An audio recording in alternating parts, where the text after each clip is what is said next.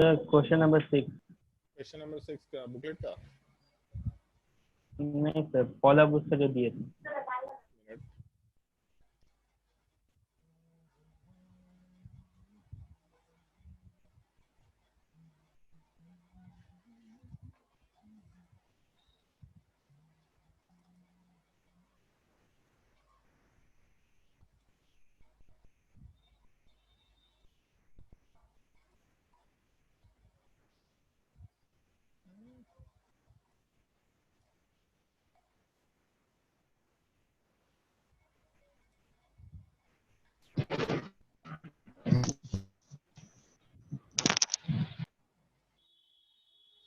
कहाँ गया भाई बुक? हाँ, एक मिनट।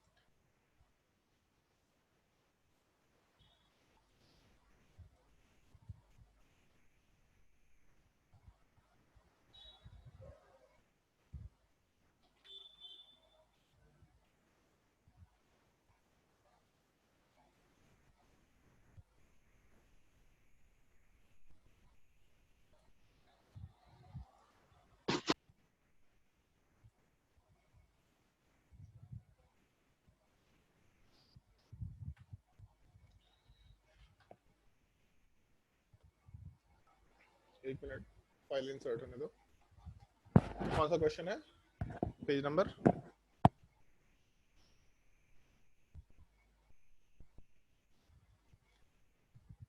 बोलो भाई जल्दी।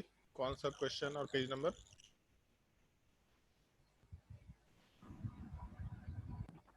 Sir question number 6 page 370। Question number 6 page number 370। इसमें तो क्वेश्चन नंबर 5 दिख रहा है भाई। ये क्वेश्चन नंबर 6 ये यस सर, दिख रहा है स्क्रीन पे क्वेश्चन। दिख रहा है। ओके, एक मिनट। क्वेश्चन नंबर 6 वाले पार्ट में list the following species in order of decreasing nucleophilicity in aqueous medium. अरे तो दे तो रखा है, सॉल्यूशन दे रखा है, और क्या चाहिए हमसे? बोलो भाई, क्या चाहिए इसमें? हेलो, कुछ नहीं चाहिए सर। किसका डाउट है ये क्वेश्चन नंबर 6?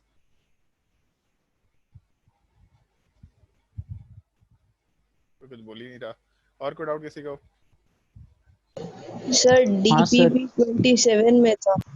डीपीपी 27 में था। एक मिनट, क्वेश्चन नंबर 9 का बी। क्वेश्चन नंबर 9 का भी किसमें है? सर थोड़ा नीचे। इसी में? हाँ एक मिनट, क्वेश्चन नंबर 9 का बी। क्वेश्चन नंबर 9 के बी पार्ट में explain why a much better yield. एक मिनट, थोड़ा इसको जूम कर लेते हैं। क्यों नहीं हो रहा भाई, जूम क्यों नहीं हो रहा? हाँ, क्वेश्चन नंबर 9 के बी वाले पार्ट में explain why a much better yield of primary amine is obtained from the reaction of an alkyl halide with azide ion following the catalysis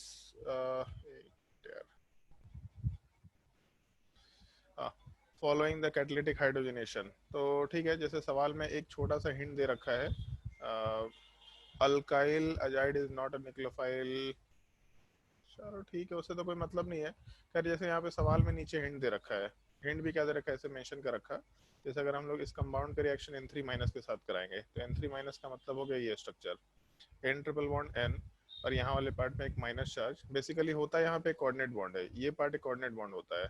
तो N triple bond N N2 बन गया, और वो एक N minus पे coordinate bond बनाता है, तो ये N3 का स्ट्रक्चर निकल के आना चाहिए। N ट्रिपल बॉन्ड N, उसके अलावा एक N माइनस के ऊपर एक कोऑर्डिनेट बॉन्ड। तो नाइट्रोजन के ऊपर 5 वैलेंस इलेक्ट्रॉन होता है, एक इलेक्ट्रॉन ऐड कर दिया नेगेटिव चार्ज, मतलब 6 इलेक्ट्रॉन, और 2 इलेक्ट्रॉन कोऑर्डिनेट बॉन्ड से आ गया तो 8 इलेक्ट्रॉन। तो इसमें जो नेगेटिव चार्ज है ये आराम से SN2 रिएक्शन करके यहाँ से Br वाले पार्ट को हटाएगा, मतलब प्रोडक्ट वाले पार्ट में आराम से ये स्ट्रक्चर कंसिडर कर सकते हैं। अब इसमें नॉर्मली किया गया है, जैसे यहाँ पे जो प्लस माइनस चार्ज है, इस चीज़ को चाहे तो हम लोग आराम से यहाँ नेगेटिव चार्ज को रेजोनेंस में डाल दें और यहाँ से बॉन्ड को ब्रेक करके हटा सकते हैं। तुम लोग को याद होगा जब हम लोग रेजोनेटिंग स्ट्रक्चर के स्टेबिलिटी कंपेयर करते तो वहाँ पे अजाइड आयन कराया था, N3 माइनस के 3-4 अजाइड आयन के स्ट्रक्चर्स वाले पार्ट का रेजोनेटिंग स्ट्रक्चर का स्टेबिलिटी कंपेयर कराया था। तो नेगेटिव चार्ज जब रेजोनेंस में जाएगा तो यहाँ से पाई बॉन्ड को ब्रेक करके हटा सकते हैं, यहाँ पे माइनस चार्ज बेसिकली आएगा, तो उससे कोई दिक्कत नहीं है क्योंकि हम लोग एक कोऑर्डिनेट बॉन्ड के जैसा उसको कंसिडर कर रहे हैं। तो इसको हम सिंपल लैंग्वेज में ऐसा लिख सकते हैं, ये कार्बन हो गया, इस कार्बन वाले पार्ट पे N3 वाला पार्ट होना चाहिए और यहाँ पे कोऑर्डिनेट बॉन्ड वाला पार्ट होगा, ये स्ट्रक्चर अपना होना चाहिए। तो कोऑर्डिनेट बॉन्ड को हम लोग माइनस और प्लस से भी रिप्रेजेंट कर सकते हैं, बट एक कोऑर्डिनेट बॉन्ड है तो हम उसको कोऑर्डिनेट बॉन्ड के टर्म में भी छोड़ दे रहे हैं, समझने के लिए ज़्यादा आसान होगा। अब इसमें क्या है कि जब हम लोग इसका हाइड्रोजनेशन कराएंगे तो हाइड्रोजनेशन कराने पे हम लोग का कभी कभी ऐसा नहीं होता कि केवल अल्केन के ऊपर रिएक्शन होता है, बाकी कंपाउंड्स के ऊपर भी रिएक्शन होता है। कोई भी नाइट्रोजन कंटेनिंग कंपाउंड जब इन जनरल हाइड्रोजनेशन में जाता है तो उस केस में अमाइन में कन्वर्ट होता है। तो ये जो पूरा स्ट्रक्चर है यहाँ से हटेगा और इस नाइट्रोजन वाले पार्ट के ऊपर हाइड्रोजन का एडिशन होगा। तो जब ये पार्ट यहाँ से ब्रेक करके N2 के फॉर्म में हटेगा तो यहाँ दे भी रखा है N2 वाला पार्ट, और N2 के फॉर्म में इसलिए हटेगा क्योंकि N2 वाला पार्ट बहुत अच्छा लिविंग ग्रुप है, बहुत अच्छा लिविंग ग्रुप है, गैसियस लिविंग ग्रुप है, one of the best leaving group consider किया जाता है इस चीज़ को। तो यहाँ से N2 वाला पार्ट हटा और नाइट्रोजन वाले पार्ट के ऊपर दो हाइड्रोजन का एडिशन हो गया, तो उसके हिसाब से ये स्ट्रक्चर आराम से मेंशन करते हुए काम कर सकते हैं, ये अपना कंप्लीट स्ट्रक्चर निकल के आ जाएगा। तो यही चीज़ यहाँ पे बोला है, explain why a much better yield of primary amine is obtained from the reaction of an alkyl halide with azide ion। अगर हम लोग जैसे ये चीज़ है, क्वेश्चन नंबर 9 के पहले पार्ट की बात करें तो यहाँ पे बोला है लो yield ऑफ प्राइमरी अमाइन। ऐसा क्यों होगा, उसके पीछे एक रीज़न है, अगर उस चीज़ को समझ लेंगे तो नीचे वाला पार्ट समझना और आसान हो जाएगा। जैसे मान लो कि हम लोग का रिएक्शन हुआ और रिएक्शन वाले पार्ट में हम लोग NH3 लेके चलते हैं। बेसिकली हम लोग एक RX वाला पार्ट ले लें अल्काइल हैलाइड और इसका रिएक्शन अमोनिया के साथ करा दें NH3 के साथ, तो नाइट्रोजन वाला पार्ट अपना लोन पेयर कोऑर्डिनेट करके यहाँ से हेलोजन को हटाएगा, तो आराम से R के साथ NH3 प्लस का फॉर्मेशन, जहाँ से H प्लस को हम लोग हटा के आराम से इस कंपाउंड को न्यूट्रलाइज करके 1 डिग्री अमाइन बना सकते हैं। लेकिन एक चीज़ सोच के देखो कि जैसे अगर हम लोगों को इसी रिएक्शन को एक स्टेप फर्दर लेके जाना है, मान लो हम लोगों के पास RX वाले पार्ट का 100 मोल दे रखा और NH3 वाले पार्ट का भी 100 मोल दे रखा, तो जैसे ही 1 मोल का रिएक्शन हुआ तो ये पार्ट का फॉर्मेशन हो जाएगा, एक अमोनिया हट जाएगा और उस RNH2 का फॉर्मेशन हो जाएगा। अब प्रॉब्लम ये आएगा यहाँ पे कि जैसे जब 1 मोल का रिएक्शन हुआ तब तो दिक्कत नहीं है, बट मान लो 50 मोल रिएक्शन हो गया, तो 50 मोल रिएक्शन होने का मतलब है ये 50 मोल खत्म होगा, 50 बचेगा, NH3 भी 50 मोल खत्म होगा, 50 बचेगा, और RNH2 भी 50 बचेगा। यहाँ से मेन पार्ट ये शुरू होगा कि RNH2 और NH3 इन दोनों में ज़्यादा अच्छा न्यूक्लियोफाइल कौन सा है और क्यों है ऐसा। तो न्यूक्लियोफिलिसिटी में जब हम लोग का डोनर एटम सेम होता है, यहाँ नाइट्रोजन डोनर एटम है, यहाँ भी नाइट्रोजन डोनर एटम है, तो जब डोनर एटम सेम होता है तो हम लोग सीधा बेसिक स्ट्रेंथ की बात करते हैं, और कार्बन चेन वाला part plus I effect show करता है।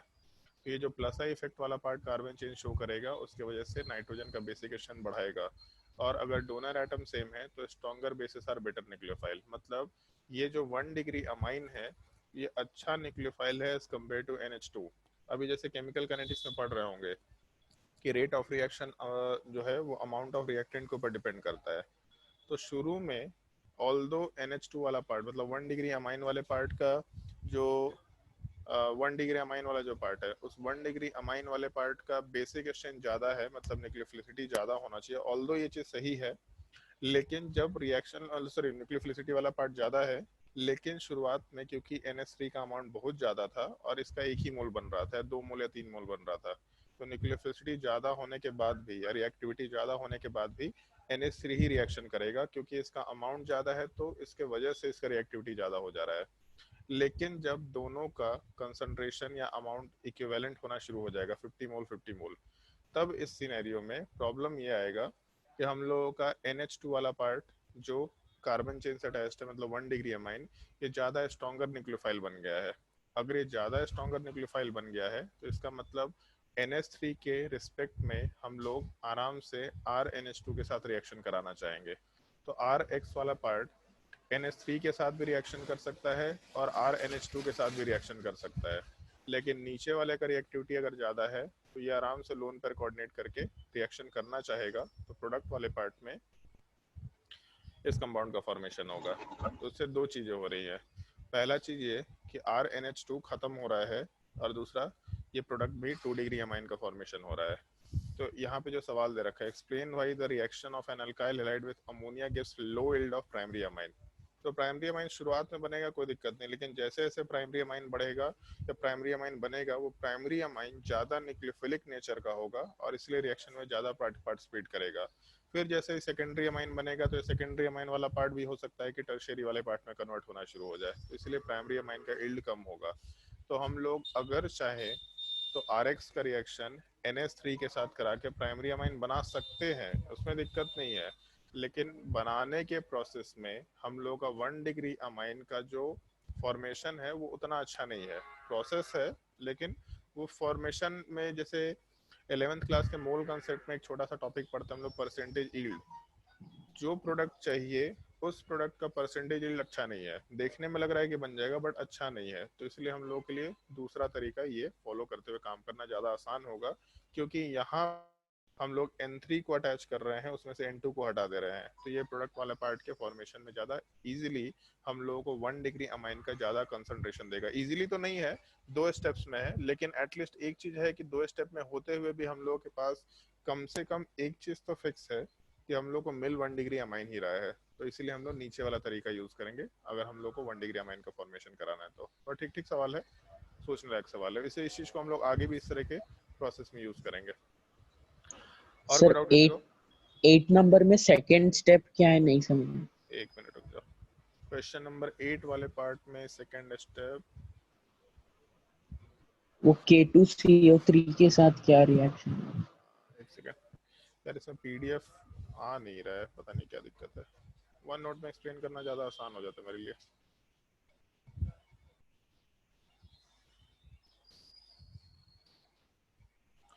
हाँ, कौन सा बोल रहा है क्वेश्चन नंबर?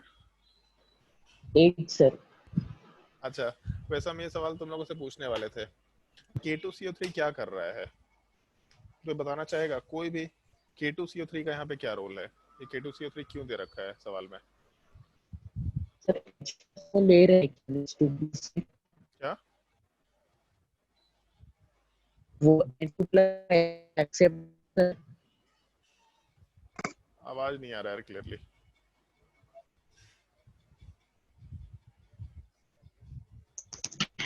NH2 से H प्लस वो एक्सेप्ट कर रहा है क्या? हाँ, जब यहाँ पे रिएक्शन हो रहा है तो रिएक्शन वाले पार्ट में यहाँ पे नाइट्रोजन के ऊपर पॉजिटिव चार्ज और हाइड्रोजन है, और अगर यहाँ पॉजिटिव चार्ज रहेगा तो बगल में आयोडीन वाला पार्ट भी रहेगा। तो इसके वजह से एक प्रॉब्लम होगा कि एक स्टेप का रिएक्शन तो हो जाएगा बट दूसरे स्टेप के रिएक्शन होने में दिक्कत होगा। तो K2CO3 में जैसे H2CO3 है, तो H2CO3 वाला पार्ट वीक एसिड होता है, और वीक एसिड का कंजुगेट बेस काफ़ी स्ट्रांग होता है। मतलब वीक एसिड अगर है तो ये जो बेस निकल के आया, ये पार्ट स्ट्रांग बेस कंसिडर कर सकते हैं। लेकिन यहाँ पे एक और हाइड्रोजन है, एक और हाइड्रोजन होने का मतलब कि ये एसिडिक बिहेवियर भी शो कर सकता है। तो स्ट्रॉन्ग बेस अगर है तो इसका मतलब एसिडिक बिहेवियर ऑलरेडी बहुत लो होगा, पहले एसिडिक बिहेवियर कम था ही, दूसरा एसिडिक बिहेवियर और भी ज्यादा कम होगा। आज कोई एक सवाल भी पूछा था अंशु का, हम एक सॉल्यूशन बना करके भेजे थे, तो सॉल्यूशन वाले पार्ट में इस चीज को मेंशन किए थे कि पहला डिसोसिएशन कांस्टेंट बहुत हाई होता है और कंसेक्यूटिव डिसोसिएशन कांस्टेंट काफी लो होता चला जाता है। तो जो दूसरा डिसोसिएशन कांस्टेंट है वो और भी ज्यादा वीक है, मतलब हम वीक वीक एसिड बोल देते हैं इसको। तो वीक एसिड का जो कंजुगेट बेस है वो और भी ज़्यादा स्ट्रॉन्ग बेस लिखा जा सकता है। तो K2CO3 में जो CO3 है ये काफ़ी स्ट्रॉन्गर बेस है, तो इसलिए यहाँ से H प्लस वाले पार्ट को आराम से हटाएगा, फिर नाइट्रोजन को न्यूट्रलाइज करेगा, फिर नाइट्रोजन के ऊपर लोन पेयर आया, ये लोन पेयर कोऑर्डिनेट करके यहाँ साइडीन को हटाया, फिर वापस से पॉजिटिव चार्ज आया, इसको K2CO3 न्यूट्रलाइज किया, और इसलिए वहाँ इक्विलिब्रियम का साइन दे रखा है, क्योंकि H प्लस का रिमूवल और H प्लस का एडिशन ये दोनों पार्ट होते रहेगा, बार बार होते रहेगा। तो K2CO3 इस इक्विलिब्रियम को राइट साइड के डायरेक्शन में, मतलब जो रिएक्शन में फॉरवर्ड डायरेक्शन है उस डायरेक्शन में ज़्यादा शिफ्ट कराएगा, क्योंकि H प्लस अगर K2CO3 वाले पार्ट का CO3 हटा दिया तो वापस से उसको नाइट्रोजन पे डालना थोड़ा मुश्किल काम हो जाएगा। ये एक चीज़ जरूरी होता है, क्योंकि अगर वाटर रहा मान लो, मतलब यहाँ से H प्लस हटा, तो H प्लस हट करके कहाँ जाएगा, तो वाटर वाला पार्ट उसको ऐड करेगा, वाटर में H3O प्लस बन जाएगा, तो H3O प्लस वाला पार्ट तो स्ट्रॉन्गर एसिड है, फिर से यहाँ से H प्लस वाला पार्ट नाइट्रोजन एक्सेप्ट करना चाहेगा। तो इसीलिए इसके H प्लस को हटाने के लिए वाटर मीडियम यूज ना करके हम लोग CO3 यूज कर रहे हैं, और यहाँ से इसलिए इक्विलिब्रियम का साइन फॉरवर्ड डायरेक्शन में ज़्यादा दे रखा है। अच्छा सवाल है वैसे, ये सोचने लायक सवाल होता है। और कोई डाउट किसी 15 को? Numbers 15 number. एक मिनट, क्वेश्चन नंबर 15।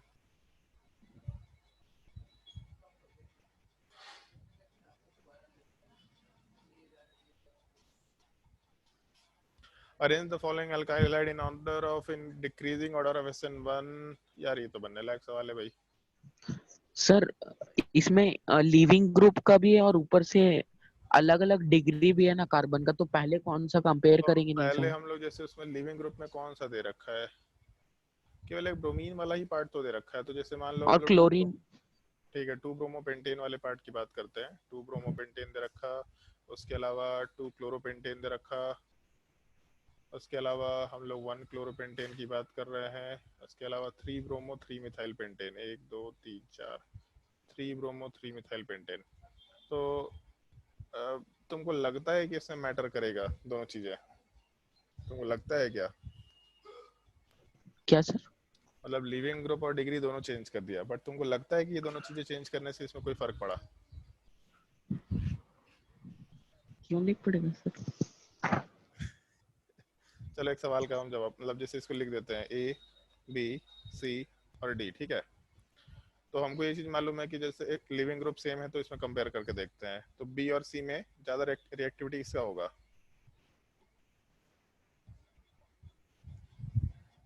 मतलब ये पहला वाला पार्ट A था, फिर B हो गया, C और D। तो B और C में लिविंग बी ग्रुप का सेम है। ज्यादा रिएक्टिविटी, बी का। हाँ बॉम्बे बोल रहा हूँ, ठीक है। B बॉम्बे और C कैट। तो B और C में बॉम्बे। ज्यादा बॉम्बे वाले पार्ट का, ठीक है। तो B ग्रेटर देन C निकल के आ गया, समझ में आ गया? अब एक चीज बताओ, सर बी और ए में ज्यादा रिएक्टिविटी किसका रहेगा? यहाँ लिविंग ग्रुप वाला पार्ट ए डिफरेंट है का लेकिन डिग्री सेम है। तो ए वाला पार्ट ग्रेटर देन बी हो एक। गया, है ना। तो यहाँ ए लिख दिए। और डी और ए में ज्यादा रिएक्टिविटी किसका है?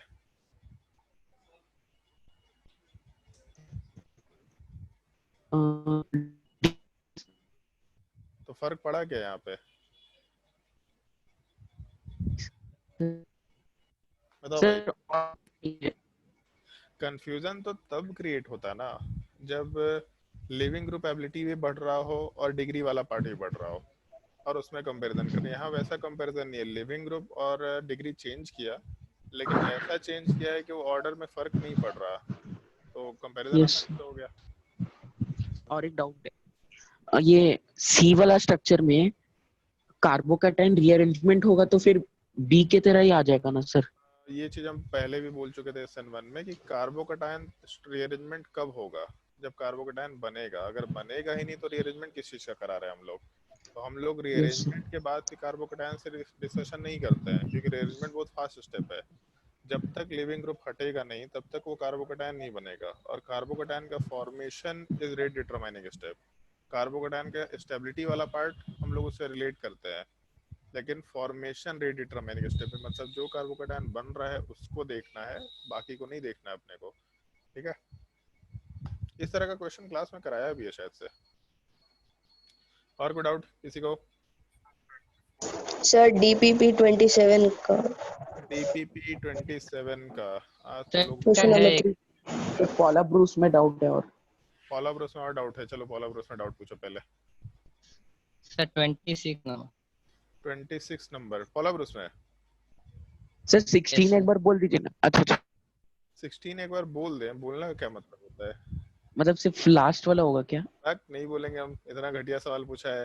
देख लो जहाँ सर जहाँ रीअरेंजमेंट होगा वहाँ पे SN1 वाला प्रोडक्ट अलग हो जाएगा। पहले वाले में हाँ रीअरेंजमेंट वही दिख रहा है, दूसरे किए, वही वाले में किए सर। रीअरेंजमेंट दिख रहा है, तीसरे वाले में रीअरेंजमेंट दिख रहा है, चौथे वाले में रीअरेंजमेंट दिख रहा है, पांचवे वाले में रीअरेंजमेंट दिख तो नहीं रहा है यार। पांचवे वाले में रीअरेंजमेंट नहीं दिख रहा, छठे वाले में रीअरेंजमेंट नहीं दिख रहा, और डी ऑप्शन होगा। यस। पूछा क्या है इसमें?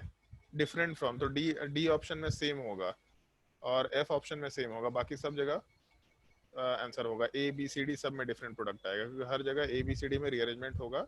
Sorry A B C D ऐसा दे रखा है, ए में बी में रीअरेंजमेंट होगा, सी में रीअरेंजमेंट होगा, ई में रीअरेंजमेंट होगा, डी और एफ में रीअरेंजमेंट नहीं होगा। यहाँ वाले पार्ट में दोनों का प्रोडक्ट सेम सेम आएगा। सर। यस। और कोई डाउट पॉला ब्रूस में किसी को? 22 नंबर से और 21 22 नंबर और 21। सर 18 समझ नहीं आया था। 18 समझ नहीं आया, जोर से बोला कर, तेरा आवाज ही नहीं समझ में आता है कभी कभी। If the product of the preceding reactions are not obtained in equal amount, which of the following stereoisomer is present in? तो सवाल कौन से स्कूल से पढ़ा है तो ये बता। बोल भैया देते कौन से स्कूल से पढ़ा है? 11th में नहीं पूछ रहा, 9th 10th में कौन से स्कूल से पढ़ा है? माउंट अजीजी। माउंट एसएससी पूरे बिहार झारखंड का सबसे अच्छा स्कूल है आईसीएसई का, और आईसीएसई इंग्लिश के लिए जाना जाता है। तुमको शर्म आता है पूछते हुए सवाल? 18 समझ नहीं आया। If the product of the preceding reaction are not obtained in equal amount, which of the following which stereoisomer will be present in excess, ये पूछा है। तो preceding reaction हमको तो यही दिख रहा है ऊपर वाला, पूछा है इसमें मेजर कौन सा होगा। इसका तो बेसिक मतलब यही ना कि जो रिएक्शन दे रखा है उसके जस्ट ऊपर में कौन सा रिएक्शन दिख रहा है। तो प्रीसीडिंग का मतलब जस्ट पहले वाला, तो ये रिएक्शन दिख रहा है, इसमें से कौन सा मेजर होगा? तो CH3 के अपोजिट में जो OH वाला पार्ट है वो मेजर रहेगा पहला वाला। ऐसा घटिया सवाल पूछेगा जी, गजब नालायक है। और किसको डाउट था इसमें? 21 22 Which alkyl halide would you expect to be more reactive in SN1 नहीं soluble? 22 sir, sorry 22 22 Which alkyl halide would you expect to be more reactive in SN2 reaction with a given nucleophile? पहले वाले case में second वाला part होगा क्योंकि iodine अच्छा leaving group है, इसलिए हम तुम लोग को एक्सरसाइज सॉल्व करने बोले। इसमें बड़ा एलिमेंट्री टाइप का क्वेश्चन है, जो नहीं सॉल्व कर रहे होंगे बड़ा पछता रहे होंगे, और बहुत नालायक लोग भी है, उनका हम कुछ नहीं कर सकते। अब उनको ऑर्गेनिक केमिस्ट्री सिखा भी नहीं सकते, ऑनलाइन में तो बिल्कुल नहीं सिखा सकते।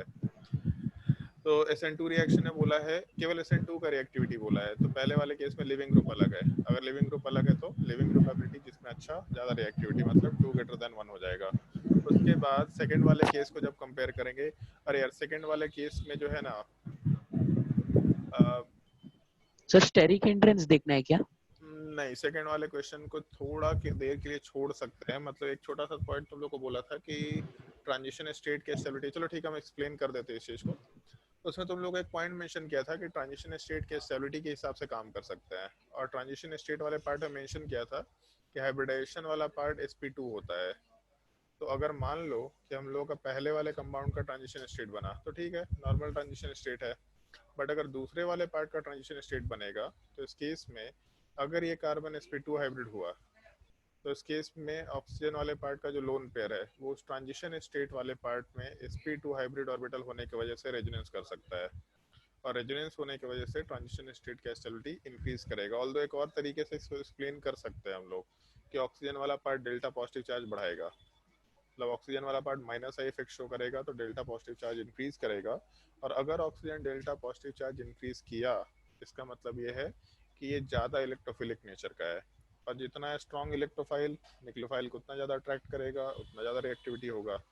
तो स्टेरिक हिंड्रेंस का फैक्टर भी ले सकते हैं क्योंकि ऑक्सीजन का साइज छोटा होता है एज कम्पेयर टू कार्बन, ये एक रीज़न हो सकता है। दूसरा रीज़न डेल्टा पॉजिटिव चार्ज हो सकता है, लेकिन सबसे प्रोमिनेंट रीज़न जो यहाँ पे है वो ये है कि ट्रांजिशन स्टेट वाला पार्ट sp2 हाइब्रिडाइज होता है, जिसके वजह से अगर इसके बगल में कोई ऐसा ग्रुप है जो रेजोनेंस इफेक्ट कैरी आउट कर सकता है तो आराम से हम लोग रेजोनेंस से ट्रांजिशन स्टेट को स्टेबलाइज कराएंगे। और अगर ट्रांजिशन स्टेट वाला पार्ट स्टेबलाइज हो गया तो उसके जो एनर्जी कोऑर्डिनेट डायग्राम होना चाहिए था उससे नीचे से हम लोग का ग्राफ मूव कर जाएगा, मतलब rate of reaction. Sir resonance से कैसे स्टेबलाइज होगा इसमें?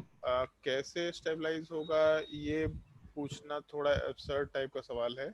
उसको इस तरीके से समझो कि तुम लोग को जो हम लोग रेजोनेंस में एक छोटा सा टर्म यूज करते हैं कंजुगेशन सिस्टम।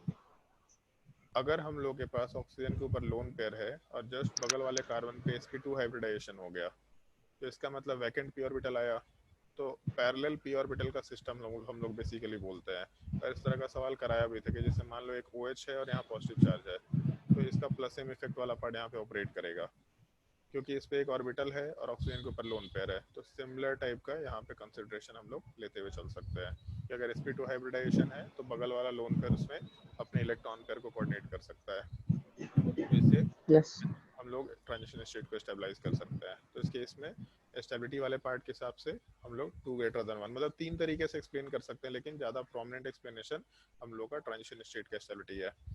थर्ड वाले केस को अगर कंसिडर करेंगे तो स्टेरिक हिंड्रेंस का फैक्टर सिंपली देखना है। इसका मतलब थर्ड वाले केस में हम लोग आराम से 1 ग्रेटर देन 2 मेंशन करते हुए काम कर सकते हैं। फोर्थ वाले केस को अगर कंसिडर करेंगे तो फोर्थ वाले केस में भी फोर्थ वाले केस में 2 ग्रेटर देन 1 रिएक्टिविटी होगा, क्योंकि फोर्थ वाले केस में इमीडिएटली यहाँ पे एक CH3 और एक ग्रुप दे रखा है, जबकि यहाँ पे 2 हाइड्रोजन है और जो ग्रुप है वो थोड़ा दूर जा रखा है, तो 2 ग्रेटर देन 1 होना चाहिए। क्वेश्चन नंबर ई वाले पार्ट में इसको भी थोड़ा ध्यान रखना। इस सवाल में स्टेरिक हिंड्रेंस का फैक्टर हम लोग तो नहीं देखेंगे, केवल इसमें शायद ये रिएक्टिविटी होता है। वैसे इसका आंसर दिया है क्या? हमको थोड़ा डाउट है, इस वाले पार्टिकुलर पार्ट में डाउट है, ई वाले पार्ट में बुक में कहीं आंसर दिया है क्या इसका? तो जहाँ तक हमको मालूम है कि यहाँ पे भी वही चीज होगा। इस कार्बन पे sp2 हाइब्रिडाइजेशन है, तो यहाँ वाले पार्ट में ट्रांजिशन स्टेट वाला पार्ट स्टेबलाइज होगा, तो इसलिए 2 फैक्टर होगा। लेकिन पॉइंट ये हो जाता है कि जैसे स्टेरिक हिंड्रेंस रिएक्टिविटी घटाता है और स्टेबिलिटी वाला पार्ट भी यहाँ पे बढ़ रहा है, तो दोनों में कौन सा फैक्टर डोमिनेटिंग होगा ये हम लोग डिसाइड नहीं कर सकते। जैसे हम एक छोटा सा ऑर्डर बताते हैं तुम लोगों को, एक सिंपल छोटा सा ऑर्डर है। CH3Br का जो रिएक्टिविटी है वो इस कंपाउंड के रिएक्टिविटी के बराबर होता है SN2 रिएक्शन के टाइम पे। यहाँ पे स्टेरिक हिंड्रेंस का बहुत बड़ा फैक्टर है CH3Br के रिस्पेक्ट में, बट फिर भी दोनों का रिएक्टिविटी अप्रोक्सीमेटली बराबर है। पॉलीमर्स में भी कहीं ना कहीं रिएक्टिविटी का ऑर्डर दे रखा है, एग्जैक्टली हमको ध्यान नहीं है कहाँ पे, बट कहीं ना कहीं दे रखा है। और जेईई एडवांस में इसके ऊपर सवाल पूछा जा चुका है, डायरेक्टली सवाल पूछा जा चुका है, ये ऑर्डर बताओ SN2 के रिएक्टिविटी का। तो जैसे CH3Br का रिएक्टिविटी अगर स्टेरिक हिंड्रेंस के हिसाब से कंपेयर करें तो बहुत ज़्यादा होना चाहिए, लेकिन ट्रांजिशन स्टेट के हिसाब से कंपेयर करें तो यहाँ पे स्टेबिलिटी बढ़ेगा। तो दोनों में से कौन सा फैक्टर डोमिनेटिंग है, मतलब बेंजीन से अटैच्ड कार्बन, मतलब बेंजाइलिक पोजीशन पे लिविंग ग्रुप अगर है तो वहाँ पे ट्रांजिशन स्टेट का stability with respect to steric hindrance, कौन सा फैक्टर डोमिनेटिंग है ये डिसाइड करना थोड़ा मुश्किल होगा। तो इसलिए इस क्वेश्चन में कमेंट करना थोड़ा मुश्किल है। इसका आंसर अगर मालूम होगा तो इसका ऑर्डर हम लोग याद रख सकते हैं, बट ठीक है एनसीईआरटी में ऑर्डर दे नहीं रखा है, इस तरह का कोई एग्जांपल नहीं दे रखा, तो इस केस में हम 2 ग्रेटर देन 1 लेते हुए चल सकते हैं ताकि ट्रांजिशन स्टेट की स्टेबिलिटी का फैक्टर कंसिडर कर पाए। क्वेश्चन नंबर एफ तो बहुत आसान है मेरे हिसाब से, इसमें पहला वाला पार्ट होगा, और क्वेश्चन नंबर जी भी आसान है, सेकंड वाला पार्ट होगा, क्योंकि विनाइलिक कार्बन के ऊपर ब्रोमीन है, रिएक्शन ही नहीं होगा, सर और बेंजीन के ऊपर ब्रोमीन है, यहाँ भी रिएक्शन नहीं होगा। और कोई डाउट? लास्ट वाला में डाउट है सर, लास्ट एक वाले बार में फिर डाउट से नहीं बता करना दीजिए। चाहिए था। लास्ट वाले केस में जो हम लोग का ब्रोमीन है, जो लिविंग ग्रुप है, वो कार्बन डबल बॉन्ड कार्बन पे अटैच्ड है, तो इस कार्बन पे अगर अच्छा ब्रोमीन हाँ ये अटैच्ड है सर। तो उधर तो रिएक्शन ही नहीं हो सकता है। ठीक है, और कोई सर डाउट? 23 में ई और जी का डाउट है। 23 में ई और जी का, इसमें कौन सा ई और जी है? अच्छा, पहले ही वाले इसमें प्रॉब्लम में। प्रीवियस प्रॉब्लम, हाँ हाँ, तो ये इसमें जैसे SN1 का रिएक्टिविटी अगर बोला है तो SN1 की रिएक्टिविटी में हम लोग क्या कंपेयर करते हैं? कार्बोकेटायन का स्टेबिलिटी। तो ई और जी में कार्बोकेटायन का स्टेबिलिटी अगर कंपेयर करेंगे तो ज़्यादा स्टेबल कार्बोकेटायन किस में होगा? रीअरेंजमेंट में नहीं देखना है, अच्छा रीअरेंजमेंट हाँ बाद में तब आता है। वो तो ई वाला पार्ट बन जाएगा, और जी वाले पार्ट में वो लिविंग ग्रुप यस ही नहीं सकता वहाँ से, तो जी में तो कोई दिक्कत ही हाँ नहीं है। Yes sir. और कोई डाउट किसी को मतलब उसमें? सर नहीं हो गया सर। इसके बाद डीपीपी नंबर में कोई डाउट बोल रहा था, एक मिनट। डीपीपी नंबर 27 कौन सा है भाई? 27 तो 28 हो गया। ओके, डीपीपी नंबर 27 में कौन से क्वेश्चन में डाउट है? सर 3। 3 ऑर्डर को याद रखना पड़ेगा। वैसे कौन सा? अच्छा, सॉल्वोलिसिस रेट दिया, तब तो सॉल्वोलिसिस में कोई दिक्कत नहीं, हमको लगा SN1 का 2 का सवाल है। पहले वाले केस में हटेगा तो पॉजिटिव चार्ज, यहाँ पे रेजोनेंस इफेक्ट आएगा, और ऑक्सीजन का लोन पेयर वाला पार्ट जब रेजोनेंस में जाएगा तो ये आगे जा सकता है। इनफैक्ट अगर रेजोनेंस करा के देखे तो ऐसा स्ट्रक्चर है, अगर ये रेजोनेंस में जाएगा तो अगला स्ट्रक्चर ये निकल के आएगा। जिस कार्बन के ऊपर पॉजिटिव चार्ज है उससे अटैच्ड कार्बन के ऊपर लोन पेयर है, इसका मतलब इस ऑक्सीजन का प्लस एम इफेक्ट इस पॉजिटिव चार्ज पे ऑपरेट करेगा। तो बेसिकली जो हम लोग का कार्बोकेटायन बन रहा है, इस कार्बोकेटायन के ऊपर भी हम लोग का प्लस एम इफेक्ट वाला पार्ट ऑपरेट करेगा। तो पहले वाले केस में positive charge resonance plus plus M effect से स्टेबलाइज्ड है। दूसरे वाले केस को अगर कंसिडर करें तो दूसरे वाले केस में जो पॉजिटिव चार्ज है, अगर इसका डायग्राम मेंशन करें, वैसे अच्छा सवाल है, एक सेकंड रुक जाओ, इसको हम अपने वन नोट में शेयर कर लेते हैं। ये फाइल कहाँ पे होगा भाई?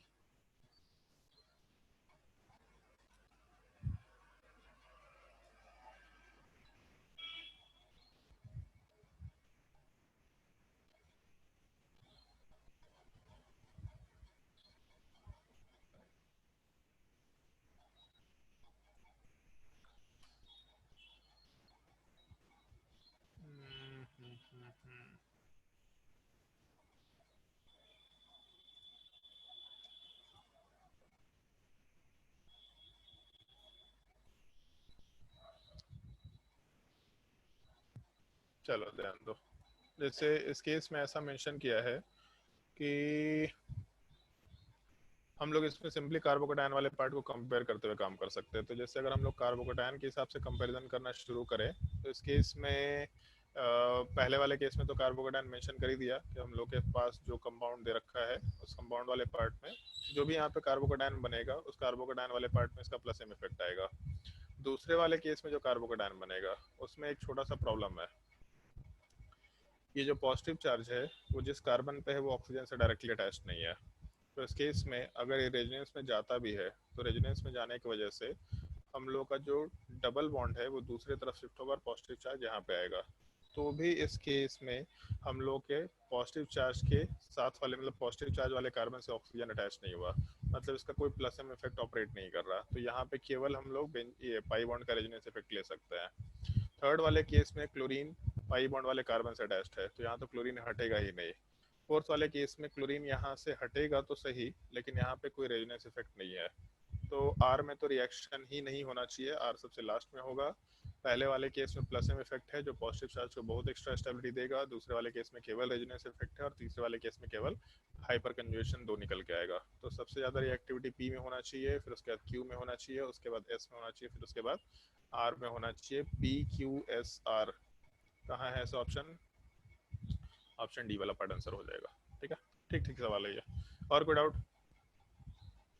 और क्वेश्चन नंबर 2 कुछ कुछ लोग डाउट पूछ रहे थे, मेरे हिसाब से डाउट तो नहीं पूछना चाहिए। तुम्हारे बुकलेट में ये सवाल दे रखे थे। रेस्मिक मिक्सचर बोला मतलब जिसमें डी प्लस एल, तो ये सेकेंड वाले पार्ट में पॉजिटिव चार्ज का रीअरेंजमेंट होगा। जब रीअरेंजमेंट होगा तो कोई कैरल सेंटर निकल के नहीं आएगा क्योंकि यहाँ पे 2 CH3 दे रखा है। अगर हम लोग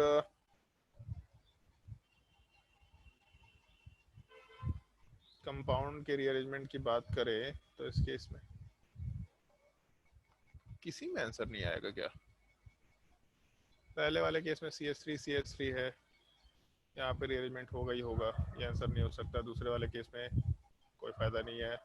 तीसरे वाले केस में अगर करेंगे तो अच्छा हाँ ठीक है, तीसरे वाले केस में जब रीअरेंजमेंट होगा, थोड़ा बड़ा कर देते हैं डायग्राम को, जब थर्ड वाले केस में ये सी ऑप्शन वाले पार्ट में रीअरेंजमेंट होगा तो इस केस में रीअरेंजमेंट होने पे जैसे सबसे पहले Cl हटा पॉजिटिव चार्ज आया। अगर रीअरेंजमेंट होगा तो यहाँ ड्यूटेरियम जाएगा, यहाँ पॉजिटिव चार्ज। इसका मतलब जो हम लोग का पॉजिटिव चार्ज बन रहा है उसमें एक तरफ तो CH3 वाला पार्ट है और दूसरी तरफ CH2D का पार्ट है, मतलब दोनों तरफ का ग्रुप अलग है और ऊपर तो C2H5 है ही। तो अगर यहाँ पे हम लोग न्यूक्लियोफाइल को ऐड करते हैं तो एक कैरल सेंटर बनेगा, मतलब R+S या D+L दोनों का फॉर्मेशन होना है। तो इसीलिए यहाँ पे हम लोग के पास रिएक्शन वाले पार्ट में रेस्मिक मिक्सचर बनेगा। डी ऑप्शन में ऐसा ऑप्शन पॉसिबल नहीं है। और कोई डाउट डीपीपी में किसी को? बोलते जाओ डीपीपी में और कोई डाउट? इसके अलावा किसी और को कोई डाउट है कहीं पे? कुछ भी डाउट है? बोलो भाई, कोई डाउट किसी को?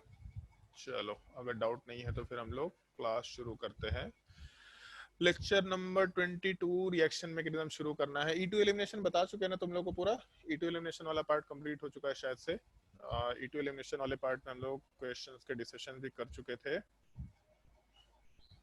हाँ ठीक है, चलो तो जैसे हम लोग E2 एलिमिनेशन वाले पार्ट में बेसिकली डिहाइड्रोहेलोजिनेशन वाला पार्ट डिस्कस कर चुके थे। तो उसके बाद कुछ पॉइंट्स हैं, जैसे हॉफमैन एलिमिनेशन वाला पार्ट क्या होता है, पहले हम लोग हॉफमैन एलिमिनेशन प्रोडक्ट वाले पार्ट का डिस्कशन कर लेंगे। उसके बाद फिर हम लोग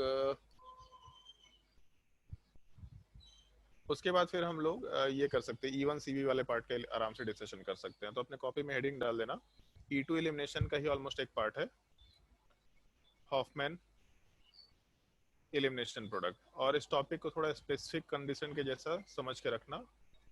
कि हम लोग कौन से कंडीशन में E2 एलिमिनेशन तो करते हैं लेकिन उसमें हॉफमैन एलिमिनेशन प्रोडक्ट अपना मेजर प्रोडक्ट निकल के आता है। रीडिंग डाल देना, हॉफमैन एलिमिनेशन प्रोडक्ट।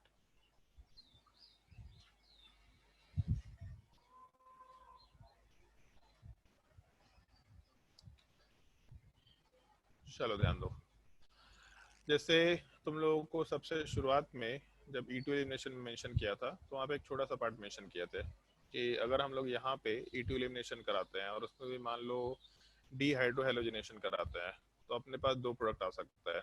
इन दो प्रोडक्ट वाले पार्ट में हम लोगों का दूसरा पार्ट ज़्यादा स्टेबल है और जो ज़्यादा स्टेबल अल्कीन है वो मेजर बनेगा, और उस चीज़ को हम लोग लैंग्वेज वाले पार्ट में सेजेफ प्रोडक्ट बोला करते हैं, या सेजेफ अल्कीन बोल सकते हैं आराम से, दोनों में से जो वर्ड यूज़ करना है कर सकते हैं। बट जो पहला पार्ट है जो लेस स्टेबल है ये माइनर प्रोडक्ट होगा, और इस चीज़ को हम लोग लैंग्वेज वाइज हॉफमैन्स प्रोडक्ट बोला करते हैं, और लिखने का एक तरीका हॉफमैन प्रोडक्ट या फिर सेजेफ प्रोडक्ट। बट अगर मान लो कि हम लोग इसी पार्टिकुलर रिएक्टेंट में कोई छोटा सा डिफरेंस क्रिएट कर दे, अल्कोहलिक क्यूएच वाले पार्ट की जगह पे हम लोग एक बड़ा सा बेस ले लें, जैसे अल्कोहलिक क्यूएच है उसकी जगह पे हम लोग टर्शियरी बिटॉक्साइड आयन ले लें, या टर्शियरी बिटॉक्साइड वाले पार्ट को कंसिडर करते हुए चलो बिटॉक्साइड भी लेना है तो हम लोग उसमें अमाइड वाला पार्ट मतलब सोडियम वाला पार्ट लेते हुए काम कर सकते हैं। जैसे नाम लिखने का तरीका होता है, मान लो ऐसा है C2H5ONA, तो इसमें नाम लिखने का तरीका होता है सोडियम, क्योंकि एक चीज़ तो हम लोग को ध्यान होगा बचपन से देखते आ रहे हैं, जैसे मान लो Na2SO4 है तो सोडियम सल्फेट, अगर NaOH है तो सोडियम हाइड्रोक्साइड, मतलब पहले हम लोग कटायन का नाम लिखते हैं। K2SO4 potassium sulphate, CaSO4 calcium sulphate, हमेशा कटायन का नाम पहले लिखा जाता है। तो इस पूरे कंपाउंड में नेगेटिव चार्ज का नाम बाद में लिखेंगे और Na प्लस जो कटायन है उसका नाम पहले लिखेंगे। और अगर अल्कोहल से हम लोग H प्लस हटा के नेगेटिव चार्ज बनाते हैं तो वहाँ पे alkoxide ion word in general use किया जाता है, जो अल्कोहल है उसी का एल्कोक्साइड आयन। तो जैसे इथेनॉल है तो इथेनॉल वाले पार्ट में नाम हम लोग आराम से इथॉक्साइड वर्ड यूज कर सकते हैं, तो कंप्लीट नाम अपना सोडियम इथॉक्साइड निकल के आ जाएगा। तो जब हम लोग यहाँ पे टर्शियरी बिटोनॉल वाला पार्ट यूज करते हैं और वहाँ से H प्लस को हटा के माइनस चार्ज लगाते, तो काउंटर में कोई ना कोई कटायन चाहिए होगा अपने को, चाहे वो K प्लस हो चाहे वो Na प्लस हो, उससे मतलब नहीं है। बट बेसिकली हम लोग का मतलब इसके नेगेटिव पार्ट से है, इस चीज़ को हम लोग टर्शियरी ब्यूटॉक्साइड आयन बोल सकते हैं। लिखने का तरीका टर्शियरी ब्यूटॉक्साइड आयन, या कहीं कहीं पे इसको टर्ट BuO माइनस से भी रिप्रेजेंट किया जाता है, ये भी ध्यान रखना नोटेशन। तो अगर हम लोग अल्कोहलिक केवच ले मतलब स्ट्रॉन्ग बेस ले रहे हैं या फिर इस तरह का बड़ा सा बेस ले, तो प्रोडक्ट में तो E2 एलिमिनेशन ही फॉलो होगा, डीहाइड्रोहेलोजिनेशन ही होगा, और प्रोडक्ट यही दोनों बनना है, इसमें दिक्कत नहीं है। स्टेबल अभी भी दूसरा वाला ही अल्कीन है क्योंकि अल्कीन के स्टेबिलिटी का रूल अलग है, लेकिन प्रॉब्लम बस ये होता है कि इस बार मेजर प्रोडक्ट अपना पहला वाला पार्ट आता है जबकि दूसरा वाला पार्ट अपना माइनर प्रोडक्ट निकल के आता है। क्यों ऐसा होता है उसका रीजन एक्सप्लेन करेंगे, पहले इतना पार्ट छापो अपने कॉपी में।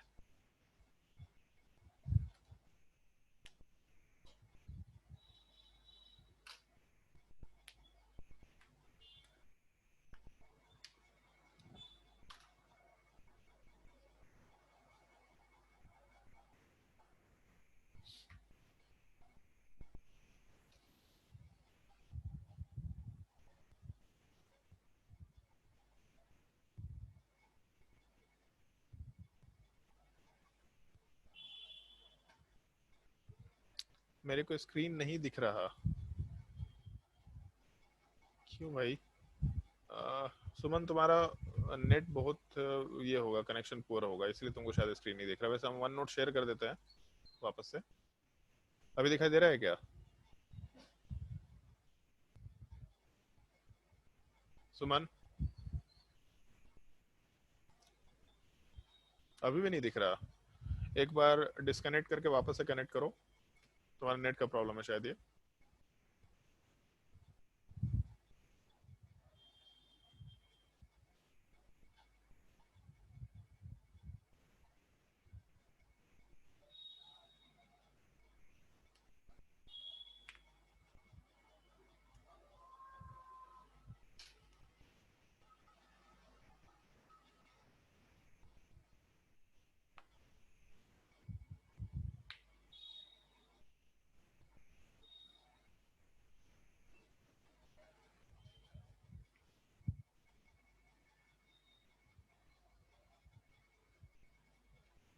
अब दिख रहा है, ओके।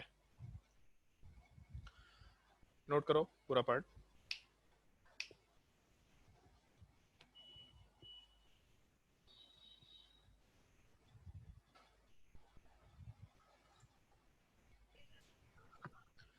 एक तो ये कंसिडरेशन है जिसका हम लोग को ध्यान रखना है कि अगर हम लोग एल्कोहलिक क्यूएच की जगह पे कोई बड़ा सा बेस ले लें, बहुत बड़ा टाइप का स्ट्रक्चर दिख रहा है, तब उस केस में हम लोग के पास मेजर माइनर प्रोडक्ट का ऑर्डर चेंज हो गया। क्यों चेंज हुआ, आएंगे डिस्कशन पे अभी। और दूसरा एक और कंसिडरेशन है, अगर मान लो हम लोग ब्रोमीन वाले पार्ट की जगह पे फ्लोरीन रखते हैं, और तुम लोग को शायद याद होगा जब हम लोग SN1 SN2 रिएक्शन वगैरह सब दिखा रहे थे, तो वहाँ पे लिखा था the following compounds can not give SN2 reaction, या the following compound can not give SN1 reaction. उसके पीछे रीजन भी मेंशन किया था कि वहाँ पे अलग अलग टाइप में, उसमें एक ये पार्ट था जहाँ पे फ्लोरीन OH या OR ग्रुप था या NH2 ग्रुप था, इस तरह के भी कुछ कंपाउंड दे रखे थे, जहाँ पे रीजन मेंशन किया था कि ये सब लिविंग ग्रुप्स काफ़ी ज़्यादा पुअर लिविंग ग्रुप होते हैं, ये कंपाउंड से हटाने की टेंडेंसी में काफ़ी, हटने की टेंडेंसी में काफ़ी कम होता है। तो इसके वजह से, क्योंकि फ्लोरीन वाला पार्ट बहुत ही पुअर लिविंग ग्रुप है, अगर हम लोग इसको कंसिडर करें तो इसमें अगर हम लोग एल्कोहलिक KOH भी यूज़ करेंगे in the presence of heating, तो उस केस में जो हम लोग का प्रोडक्ट वाला पार्ट है उसमें ऑल्दो सेकेंड वाला पार्ट ज़्यादा स्टेबल है, लेकिन सेकेंड वाला पार्ट अपना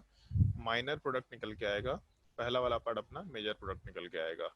इसका रीज़न भी अलग है थोड़ा, मतलब ऊपर वाले पार्ट में मेजर माइनर का रीज़न थोड़ा अलग है, नीचे वाले केस में जब लिविंग ग्रुप पुअर है तब भी उस केस में जो प्रोडक्ट का ऑर्डर चेंज हुआ इसका रीज़न थोड़ा अलग है। दोनों का हम लोग डिस्कशन करेंगे, लेकिन ये दो सिनेरियो, पहला अगर हम लोग लिविंग ग्रुप अच्छा रखे या लिविंग ग्रुप खराब भी रखे कोई दिक्कत नहीं है, अगर हम लोग लिविंग ग्रुप कैसा भी रखें और बेस वाला पार्ट काफ़ी बड़ा यूज़ करें, तब इस केस में हम लोग का जो ये है क्या बोल सकते हैं तुम्हारा मतलब कंपाउंड का जो और ये है प्रोडक्ट का जो मेजर माइनर होने का जो टेंडेंसी है वो चेंज हो जाएगा। और अगर हम लोग लिविंग ग्रुप पुअर रखें, क्लोरीन हो गया या फिर और भी 2-3 लिविंग ग्रुप्स के नाम बताने वाले भी हम, अगर इस तरह का लिविंग ग्रुप रखे तब भी हम लोग का मेजर माइनर प्रोडक्ट का जो ऑर्डर है वो चेंज हो जाया करता है। ऐसा हम लोग आराम से बोलते हुए काम कर सकते हैं। क्यों चेंज होता है उसके रीजन वाले पार्ट पे आते हैं, नोट कर लो सेकंड वाले रिएक्शन को भी।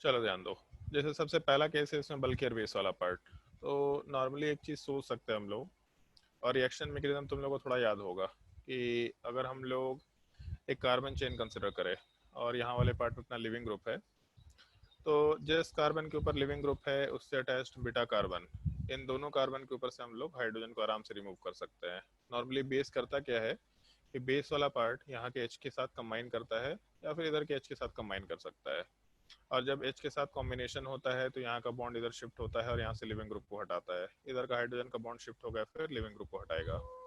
बट अगर ये बेस वाला पार्ट बड़ा हुआ तो बेस वाला पार्ट जब इधर अप्रोच करेगा तो इसको इन ग्रुप्स के वजह से रिपल्शन मिलेगा।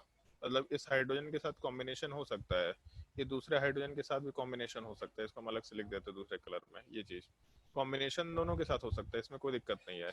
लेकिन बाकी बचे हुए ग्रुप्स के साथ जो भी कार्बन चेन रहे उनसे इस बेस के इलेक्ट्रॉन क्लाउड को रिपल्शन मिलेगा। तो अगर बड़ा बेस हुआ तो उनके बाकी ग्रुप्स के रिपल्शन की वजह से हम लोग का बेस जो है यहाँ पे हाइड्रोजन के पास अप्रोच तो करना चाहेगा, लेकिन रिपल्शन की वजह से अप्रोच का जो रेट है वो थोड़ा कम हो जाएगा। अब उसमें पॉइंट ये आता है कि मान लो हम लोग इस कार्बन की बात करते हैं, कार्बन नंबर 1 इधर से ले लेते हैं, कार्बन नंबर 3 की बात करते हैं। कार्बन नंबर 3 वाला पार्ट 2 डिग्री कार्बन है, जबकि कार्बन नंबर 1 वाला पार्ट 1 डिग्री। और 1 डिग्री और 2 डिग्री वाले पार्ट में, डिग्री वाला पार्ट उसमें स्टेरिक हिंड्रेंस का फैक्टर ज़्यादा होता है, काफ़ी बड़ा फैक्टर होता है। तो अगर हम लोगों का 2 डिग्री वाला पार्ट कंसिडर कर रहे हैं हम लोग कार्बन के रिस्पेक्ट में, और 1 डिग्री कंसिडर कर रहे हैं, तो 1 डिग्री वाले कार्बन पे हम लोग को बाकी ग्रुप्स वाले पार्ट का रिपल्शन का फैक्टर काफ़ी कम मिलेगा, क्योंकि उधर एक तो हाइड्रोजन होता है, दूसरा भी हाइड्रोजन होता है, तो डेफिनेटली 2 हाइड्रोजन का रिपल्शन कम मिलेगा, केवल एक कार्बन चेन का रिपल्शन है। जबकि थर्ड नंबर वाले पार्ट पे हम लोगों को दोनों साइड से कार्बन वाले पार्ट का रिपल्शन मिल रहा है। तो इस केस में जब बेस को रिपल्शन मिल रहा है तो वो ट्राई करेगा उस हाइड्रोजन के साथ रिएक्शन करने का जिधर साइड उसको रिपल्शन थोड़ा कम मिले। तो 1 डिग्री और 2 डिग्री वाले पार्ट को जब कंपेयर करेंगे तो 2 डिग्री पे स्टेरिक हिंड्रेंस का फैक्टर बहुत ज़्यादा होता है एज कम्पेयर टू 1 डिग्री। इसका मतलब 2 डिग्री पे बेस को रिपल्शन ज़्यादा मिलेगा, तो वहाँ जाने का जो रेट है उसका वो रेट घट जाता है। 1 डिग्री वाले पार्ट पे रेट ऑफ अप्रोच काफ़ी हाई होता है। और सेम कंसिडरेशन अगर 2 डिग्री 3 डिग्री में लेके चलते हैं तो यहाँ पे जब बेस बल्कियर है तो बल्कियर बेस होने की वजह से उसके रेट ऑफ अप्रोच, मतलब जो रिएक्टिविटी वाला पार्ट है, वो रिएक्टिविटी वाला पार्ट या रेट ऑफ अप्रोच वाला पार्ट इसके ऊपर डिपेंड करेगा कि जिस हाइड्रोजन के साथ कॉम्बिनेशन करा रहे हैं हम लोग उसके कार्बन का डिग्री क्या है। अगर कार्बन का डिग्री 1 है तो स्टेरिक हिंड्रेंस का फैक्टर काफ़ी कम आएगा, अगर स्टेरिक हिंड्रेंस का फैक्टर काफ़ी कम आएगा तो रिएक्टिविटी वाला पार्ट ज़्यादा होगा। तो अगर हम लोग का बल्कियर बेस का केस रहा तो इस केस में हम लोग सिंपली स्टेरिक हिंड्रेंस का फैक्टर कंसिडर करेंगे, और अगर हम लोग स्टेरिक रिपल्शन या स्टेरिक हिंड्रेंस वाले पार्ट का फैक्टर कंसिडर करेंगे तो रिपल्शन वर्ड यूज़ करना ज़्यादा बेटर होगा। तो इस केस में अगर स्टेरिक रिपल्शन वाले पार्ट का फैक्टर है तो यहाँ वाले पार्ट में रिएक्टिविटी का ऑर्डर हमेशा 1 degree greater than 2 degree greater than 3 degree consider करते हुए काम कर सकते हैं। मतलब वो हाइड्रोजन हटेगा जो 1 डिग्री वाले पार्ट के ऊपर है, वहाँ पे स्टेरिक हिंड्रेंस सबसे कम आएगा या स्टेरिक रिपल्शन का फैक्टर सबसे कम होगा, फिर 2 डिग्री हाइड्रोजन, फिर 3 डिग्री हाइड्रोजन वाला पार्ट। तो ये एक चीज़ का इसमें अपने को ध्यान रखना होता है। तो इसमें छोटा सा पॉइंट मेंशन कर लो केस 1 लिख करके।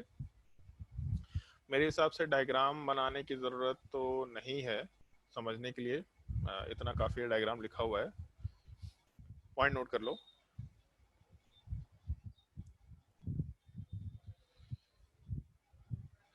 Bulkier groups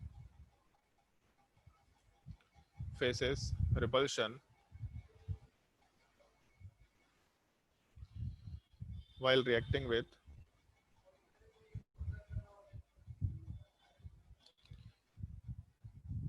beta hydrogen. While reacting with beta hydrogen. Therefore, higher steric repulsion,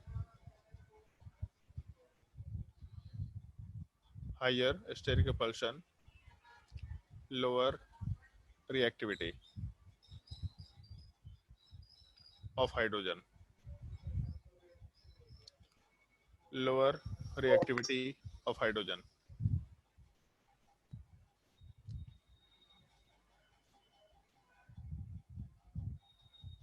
तो इसमें एक चीज़ का ध्यान रखना सीधा, यहाँ पे जो हम लोग प्रोडक्ट का फॉर्मेशन करेंगे वो प्रोडक्ट वाला पार्ट हम लोग हाइड्रोजन की रिएक्टिविटी के हिसाब से काम करते हुए चल रहे हैं। तो रिएक्टिविटी ऑफ हाइड्रोजन में 1 डिग्री हाइड्रोजन वाला पार्ट सबसे ज़्यादा रिएक्टिव, फिर 2 डिग्री हाइड्रोजन, फिर उसके बाद हम लोग 3 डिग्री हाइड्रोजन को कंसिडर करते हुए काम कर सकते हैं। मतलब प्रोडक्ट उस साइड से मेजर बनेगा जो 1 डिग्री वाला पार्ट का कार्बन से अटैच्ड हाइड्रोजन हटाने में बन रहा हो। इस केस में हम लोग स्टेबिलिटी ऑफ अल्कीन से मतलब नहीं रखेंगे, इस एक चीज़ का बहुत प्रॉपरली ध्यान रखना है। ये तो केवल पहला केस हो गया। पहले केस के बाद अगर हम लोग सेकंड केस की बात करें, नोट करते जाओ इसके बाद। चलो पहले सेकंड केस वाले पार्ट पे ध्यान दो, इसको पहले एक्सप्लेन करते हैं फिर उसके बाद नोट डाउन करना। जैसे अगर हम लोग केस 2 वाले पार्ट की बात करें तो केस 2 वाले पार्ट में ऐसा मेंशन किया था तुम लोगों को कि लिविंग ग्रुप वाला पार्ट अगर पुअर है तो इस केस में भी हम लोगों का प्रोडक्ट वाला पार्ट थोड़ा चेंज हो गया था। बट इसमें ऐसा कोई रूल नहीं है कि प्रोडक्ट चेंज होगा, यहाँ पे रूल कुछ और आ जाता है। जैसे इसको इस तरीके से समझो कि नॉर्मली होता क्या है कि बेस वाला पार्ट हाइड्रोजन के साथ कंबाइन करता है, हाइड्रोजन का बॉन्ड इधर शिफ्ट होता है और यहाँ से लिविंग ग्रुप हट रहा होता है। In fact leaving group anti position पे भी होता है, लेकिन क्योंकि 2 डायमेंशनल रिप्रेजेंटेशन है तो दोनों को सेम साइड रखो, अपोजिट साइड रखो, उससे दिक्कत नहीं है। अगर ये 3 डायमेंशनल रिप्रेजेंटेशन करते तो दोनों को अपोजिट डायरेक्शन में रखना जरूरी होता। तो अगर मान लो कि लिविंग ग्रुप वाला पार्ट पुअर हुआ तो जितने तेजी से बेस वाला पार्ट हाइड्रोजन के साथ कंबाइन करेगा उतने तेजी से ये बॉन्ड इधर शिफ्ट होना चाहेगा, लेकिन लिविंग ग्रुप यहाँ से हटने की टेंडेंसी में नहीं है उतने तेजी से। मतलब शिफ्टिंग तो पॉसिबल है बट लिविंग ग्रुप हटने की टेंडेंसी में नहीं है। तो इसके वजह से होता क्या है कि ये हाइड्रोजन वाला पार्ट का कॉम्बिनेशन ऑलमोस्ट हो जाता है, जिसके वजह से इसके अंदर के जो दोनों इलेक्ट्रॉन्स है ये नीचे वाले कार्बन के ऊपर शिफ्ट होना शुरू हो जाते हैं। मतलब हाइड्रोजन ऑलमोस्ट अगर बेस के साथ कंबाइन कर गया तो दोनों इलेक्ट्रॉन्स के पास और कोई ऑप्शन नहीं है, उसको कार्बन के ऊपर जाना पड़ेगा। और अगर कार्बन के ऊपर गया तो ऐसा लिख सकते हैं हम लोग, जैसे यहाँ का जो बॉन्ड है इसको ब्रेक किया और ब्रेक करने के बाद ऊपर प्लस चार्ज और नीचे साइड में माइनस चार्ज डाल सकते हैं। तो अगर यहाँ का H प्लस वाला पार्ट बेस के साथ कंबाइन किया मतलब नीचे वाले कार्बन पे एक नेगेटिव चार्ज बनना चाहिए, लेकिन एग्जैक्टली नेगेटिव चार्ज तो नहीं बनता, बट क्योंकि ऑलमोस्ट हाइड्रोजन वाला पार्ट बेस के साथ कंबाइन कर गया है तो इसके वजह से इस कार्बन के ऊपर ऑलमोस्ट नेगेटिव चार्ज आता है। तो ऑलमोस्ट नेगेटिव चार्ज का मतलब हम लोग पार्शियल नेगेटिव चार्ज आराम से बोल सकते हैं। तो बेस के हाइड्रोजन के साथ कंबाइन करने की जो टेंडेंसी है वो रिलेटिवली काफ़ी हाई है, क्योंकि लिविंग ग्रुप पुअर है। ऐसा नहीं कि उसका टेंडेंसी चेंज हुआ, बट लिविंग ग्रुप खराब होने की वजह से वो हटने की टेंडेंसी में नहीं है, बट हाइड्रोजन हटने की टेंडेंसी में है। तो उसके वजह से अगर बेस वाला पार्ट इन दोनों हाइड्रोजन के साथ कंबाइन करेगा तो इन दोनों के कॉम्बिनेशन के टाइम पे दोनों कार्बन्स के ऊपर, मतलब जो दोनों बीटा कार्बन्स है इन दोनों कार्बन्स के ऊपर पार्शियल नेगेटिव चार्ज डेवलप होगा। और अगर पार्शियल नेगेटिव चार्ज डेवलप हुआ तो हम लोग ये देखेंगे कि कौन से बीटा कार्बन पे पार्शियल नेगेटिव चार्ज ज़्यादा स्टेबल है। तो उसमें एक जनरलाइज फॉर्म बोल सकते हैं, एक जनरलाइज फॉर्म, ये कोई रूल नहीं है। जैसे कार्बोकैटायन का जब स्टेबिलिटी कंपेयर करते थे तो बोला करते थे इन जनरल 3 डिग्री सबसे ज़्यादा स्टेबल, फिर 2 डिग्री, फिर 1 डिग्री। ये भी एक जनरल फॉर्म था, उसमें रेजोनेंस और बाकी सारे कंसंट्रेशंस को लेके नहीं चल रहे थे। तो जब कार्बन आयन बोलेंगे हम लोग सी नेगेटिव, तब इस केस में क्या करेंगे, तो इस केस में जस्ट उल्टा, 1 डिग्री वाला पार्ट सबसे ज़्यादा स्टेबल, फिर उसके बाद 2 डिग्री और फिर उसके बाद 3 डिग्री। मतलब कार्बोकैटायन का अगर केस हुआ तो इन जनरल 3 डिग्री वाला पार्ट सबसे ज़्यादा स्टेबल, फिर 2 डिग्री, फिर 1 डिग्री। तो कार्बन आयन में 1 डिग्री, 2 डिग्री, 3 डिग्री मेंशन करते हुए काम कर सकते हैं हम लोग आराम से। तो इस पूरे स्ट्रक्चर में जब हम लोग स्टेबिलिटी वाले पार्ट को कंपेयर करना शुरू कर रहे हैं तो यहाँ पे अपने ट्रांजिशन स्टेट में नेगेटिव चार्ज डेवलप होता है, मतलब पार्शियल नेगेटिव चार्ज डेवलप होता है बीटा कार्बन के ऊपर। तो यहाँ पे जितना स्टेबल नेगेटिव चार्ज बन रहा होगा उसके स्टेबिलिटी की वजह से हम लोगों का रेट ऑफ रिएक्शन ज़्यादा होगा, और वो रेट ऑफ रिएक्शन ज़्यादा होने की वजह से हम लोग का जो मेजर प्रोडक्ट है वो हम लोग का लेस स्टेबल अल्कीन निकल के आ जाता है। बट इस चीज़ का ध्यान रखना कि ऐसा कोई रूल नहीं है कि हमेशा यहाँ पे 1 डिग्री, 2 डिग्री, 3 डिग्री वाला पार्ट होगा। अगर कोई एक्स्ट्रा इफेक्ट है, रेजोनेंस इफेक्ट है, किसी भी टाइप का इफेक्ट, तो हमको उसको भी कंसिडर करते हुए चलना है। तो केस 2 में जब हम लोग रीजन मेंशन करते हैं, इस केस में नॉर्मली एक पॉइंट का हम लोग को एक्स्ट्रा ध्यान रखना होता है। इनफैक्ट जैसे जब हम लोग पूरे ऑर्गेनिक केमिस्ट्री की बात करेंगे 11-12 पूरा मिला करके, तो हम लोग हमेशा जब मेजर प्रोडक्ट बनाएंगे तो स्टेबिलिटी के हिसाब से बोलते हैं कि जो प्रोडक्ट सबसे ज़्यादा स्टेबल है वो मेजर बनेगा। लेकिन ये एक सिनेरियो ऐसा है जिसमें हम लोग मेजर प्रोडक्ट स्टेबिलिटी के हिसाब से नहीं बोलते। जैसे हम लोग इन जनरल ऑर्गेनिक केमिस्ट्री में दो तरह के प्रोडक्ट की बात करते हैं, थर्मोडायनेमिकली कंट्रोल्ड प्रोडक्ट और दूसरा काइनेटिकली कंट्रोल्ड प्रोडक्ट। जैसे हो सकता है कभी कभी कि थर्मोडायनेमिक्स के हिसाब से एक प्रोडक्ट मेजर बने, जो ज़्यादा स्टेबल है वो ज़्यादा अमाउंट में बनना चाहेगा क्योंकि ज़्यादा स्टेबल स्ट्रक्चर बनने की टेंडेंसी ज़्यादा होती है। बट अगर रिएक्टिविटी किसी का बहुत हाई हो गया, बहुत ज़्यादा हाई हो गया, तो हो सकता है कि उसका हाइयर रिएक्टिविटी की वजह से लेस स्टेबल प्रोडक्ट भी ज़्यादा अमाउंट में बन जाए। ये भी एक चीज़ होता है। और इस केस में हम लोग टर्म यूज़ किया करते हैं काइनेटिकली कंट्रोल प्रोडक्ट केसीपी, और दूसरा thermodynamically control product TCP. In general हम लोग टीसीपी की बात करेंगे इन जनरल, लेकिन दो केसेस, एक तो ये केस 2 वाला पार्ट, और दूसरा जब तुम लोगों को मोनोक्लोरिनेशन बताया था, मतलब मोनोहेलोजिनेशन, जिसमें स्टीरियोआइसोमरिज्म का पार्ट डिस्कस कर रहे थे। तो जब हम लोग हेलोजिनेशन टॉपिक डिस्कस करेंगे तब भी उसमें मालूम पड़ेगा कि क्लोरिनेशन के टाइम पे हम लोग का काइनेटिकली कंट्रोल प्रोडक्ट वाला पार्ट मेजर प्रोडक्ट दे सकता है, और हम लोग के ब्रोमिनेशन के टाइम पे थर्मोडायनेमिक्स वाला पार्ट ही कंसिडर करते हुए चलते हैं हम लोग। तो इन दोनों केसेस में थर्मोडायनेमिक्स के हिसाब से नहीं सोचते हम लोग, काइनेटिक के हिसाब से भी अपना आंसर देने की कोशिश करते हैं। तो इस केस में थोड़ा अपने को ध्यान रखना है कि ऑल्दो प्रोडक्ट लेस स्टेबल बने, लेकिन हम लोग फिर भी उसी पार्टिकुलर ये क्या बोलते हैं पॉइंट के हिसाब से प्रोडक्ट का फॉर्मेशन कराएंगे। बट एक चीज़ है, जैसे मतलब लोग इसको बोलते तो हैं केसीपी वाला पार्ट है, बट हमको लगता है कि जैसे ऊपर वाला जो पार्ट है ये, हाँ सॉरी ये केस वन वाला पार्ट, ये तो केसीपी प्रोडक्ट है ही, ये दोनों केसेस वाला पार्ट। ऊपर वाले केस में सब कुछ केवल काइनेटिक्स के ऊपर है कि पहले उस हाइड्रोजन पे रिएक्शन होगा जिसका रिएक्टिविटी ज्यादा है, जैसे स्टेरिक हिंड्रेंस कम है, तो जिधर पहले बेस पहुंच गया वहां रिएक्शन हो गया, बेस पहले किधर पहुंचेगा जहां पे उसको स्टेरिक हिंड्रेंस कम मिलेगा। सेकेंड वाले केस में काइनेटिकली कंट्रोल प्रोडक्ट का फैक्टर आता तो है, लेकिन हम लोग लास्टली तो यही बोल रहे हैं कि हम लोग ट्रांजिशन स्टेट में कार्बन आयन के स्टेबिलिटी के हिसाब से काम कर रहे हैं। लेकिन ठीक है, ये दोनों टॉपिक्स में क्योंकि प्रोडक्ट हो सकता है लेस स्टेबल वाला पार्ट बन जाए, पहले वाले केस में तो बनता ही बनता है इन जनरल, बट दूसरे वाले केस में बन भी सकता है, नहीं भी बन सकता है। अगर बनेगा तो हम लोग लिखेंगे केसीपी के हिसाब से मेजर प्रोडक्ट डिसाइड हो रहा है, अगर नहीं बनेगा तब तो कोई दिक्कत नहीं है, फिर तो हम लोग इन जनरल वहाँ पे जो प्रोडक्ट बन रहा है उसके हिसाब से कंसिडरेशन लेते हुए चलेंगे। तो इस एक छोटे से टर्म का ध्यान रखना है, इसको अभी आगे लिखवाने वाले हैं। सेकेंड वाले केस में पहले रीजन मेंशन कर लो। In case of poor living group, और किसी को कोई डाउट होगा तो पूछ सकता है। इन case of poor living group, carbanion character is developed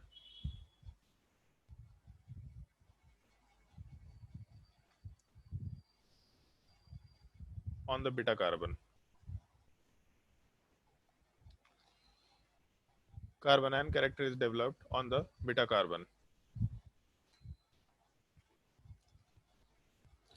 and more stable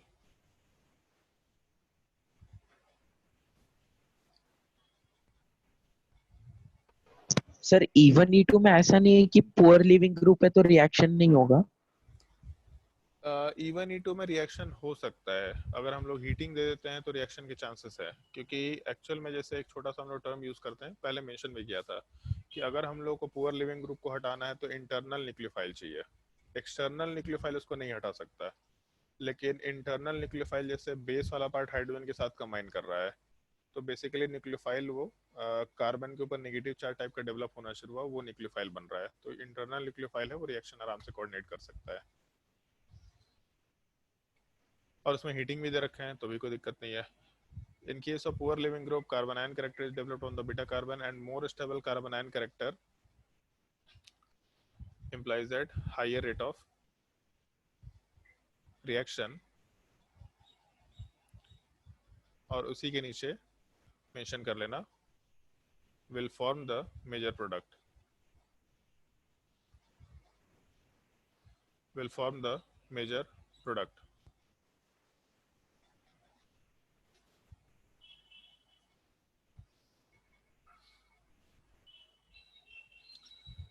और इसके नीचे एक पॉइंट स्टार मार्क कर लेना। Hoffman's alkene is formed as a result of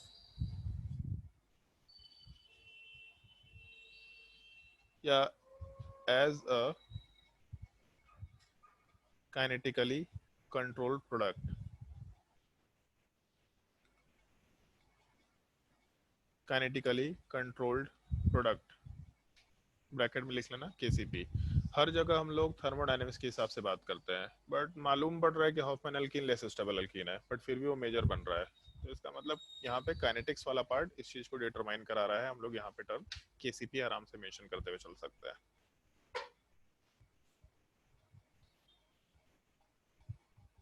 although शायद हमको ध्यान नहीं है कि कभी मेंस में एडवांस में इस तरह का कोई सवाल आया जहाँ पे टीसीपी केसीपी का कोई डिफरेंस दिया गया है, बट पूछा जा सकता है। मतलब ये बड़ा सिंपल सा एक चीज़ है, थर्मोडायनेमिकली कंट्रोल प्रोडक्ट, ये सब कुछ ऐसे टर्म्स हैं जो आज तक कभी भी जेईई मेंस एडवांस में नहीं इंट्रोड्यूस किया गया है। मतलब इन सब के ऊपर सवाल पूछना बड़ा ही ऑब्वियस सी बात है, मतलब आराम से पूछा जा सकता है, क्योंकि हम लोग यूज कर रहे हैं, रेगुलरली यूज कर रहे हैं, लेकिन इसको ये टर्म एज अ टर्म हम लोग कहीं भी देख नहीं रहे हैं, तो ये चीज़ पूछना आराम से ऑब्वियस हो सकता है।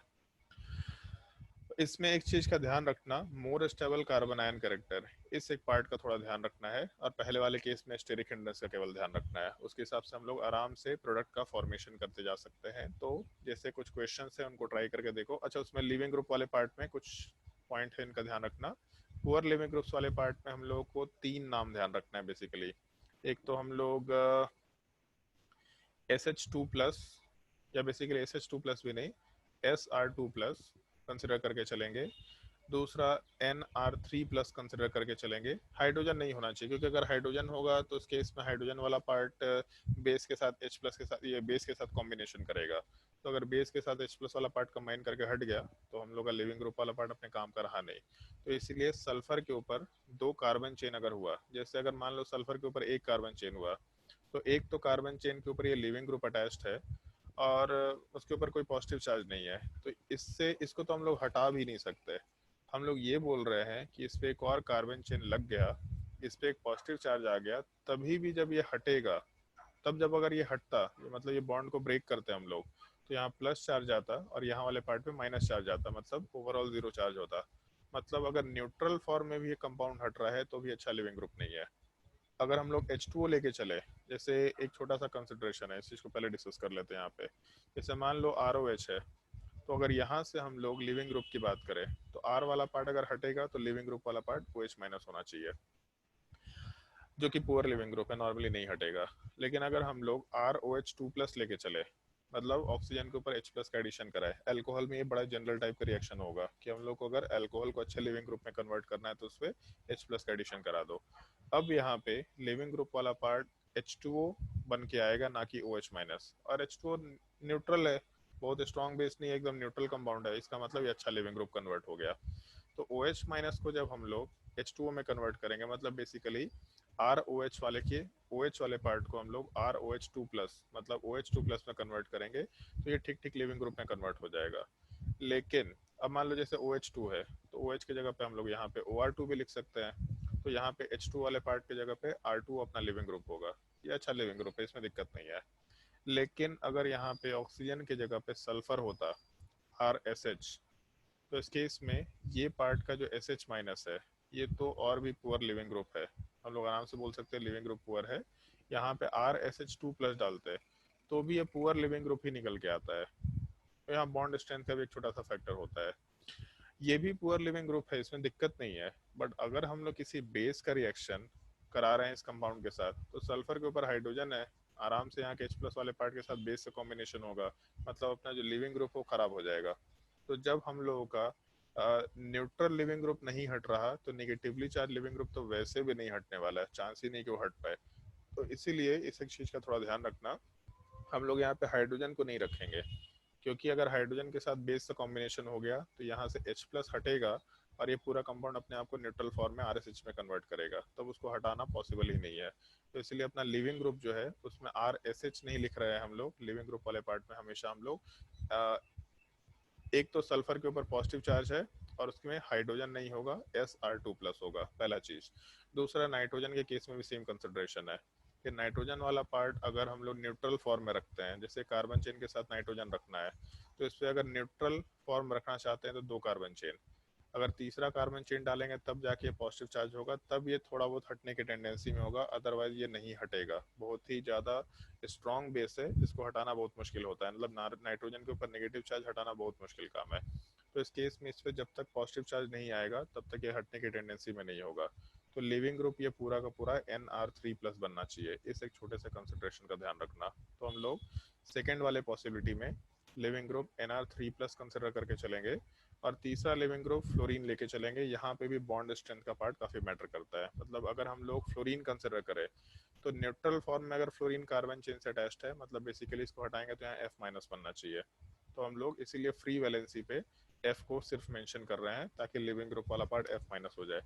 ऑल्दो F माइनस वाला पार्ट मतलब जैसे, क्योंकि इलेक्ट्रोनेगेटिव एटम है तो इस केस में हटने के बाद थोड़ा स्टेबिलिटी रखेगा तो इसलिए हट जाता है, लेकिन बॉन्ड स्ट्रेंथ का भी एक फैक्टर है, इस वजह से जल्दी हटने की टेंडेंसी में नहीं होता है। ये 3 पुअर लिविंग ग्रुप्स का केस अपने को ध्यान रखना है। इन 3 पुअर लिविंग ग्रुप्स के केस में हम लोग आराम से बीटा कार्बन के ऊपर नेगेटिव चार्ज का स्टेबिलिटी देख के फिर आराम से प्रोडक्ट वाले पार्ट का फॉर्मेशन कंसिडर करेंगे। तो ये तीनों पुअर लिविंग ग्रुप का अपने को नाम ध्यान रखना होगा। नोट कर लो ऑर्डर, तीनों नाम नोट कर लो। और इन तीनों को नोट करने के बाद कुछ सिंपल सिंपल क्वेश्चंस हम लोग सॉल्व करेंगे। पहले 2-3 एग्जांपल सॉल्व करके दिखाएंगे कि कैसे क्वेश्चन को अप्रोच करना है, तो उसके बाद फिर आराम से क्वेश्चन अप्रोच कर सकते हैं।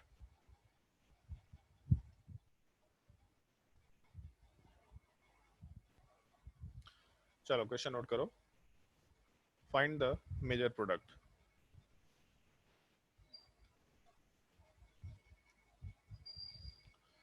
Find the major product.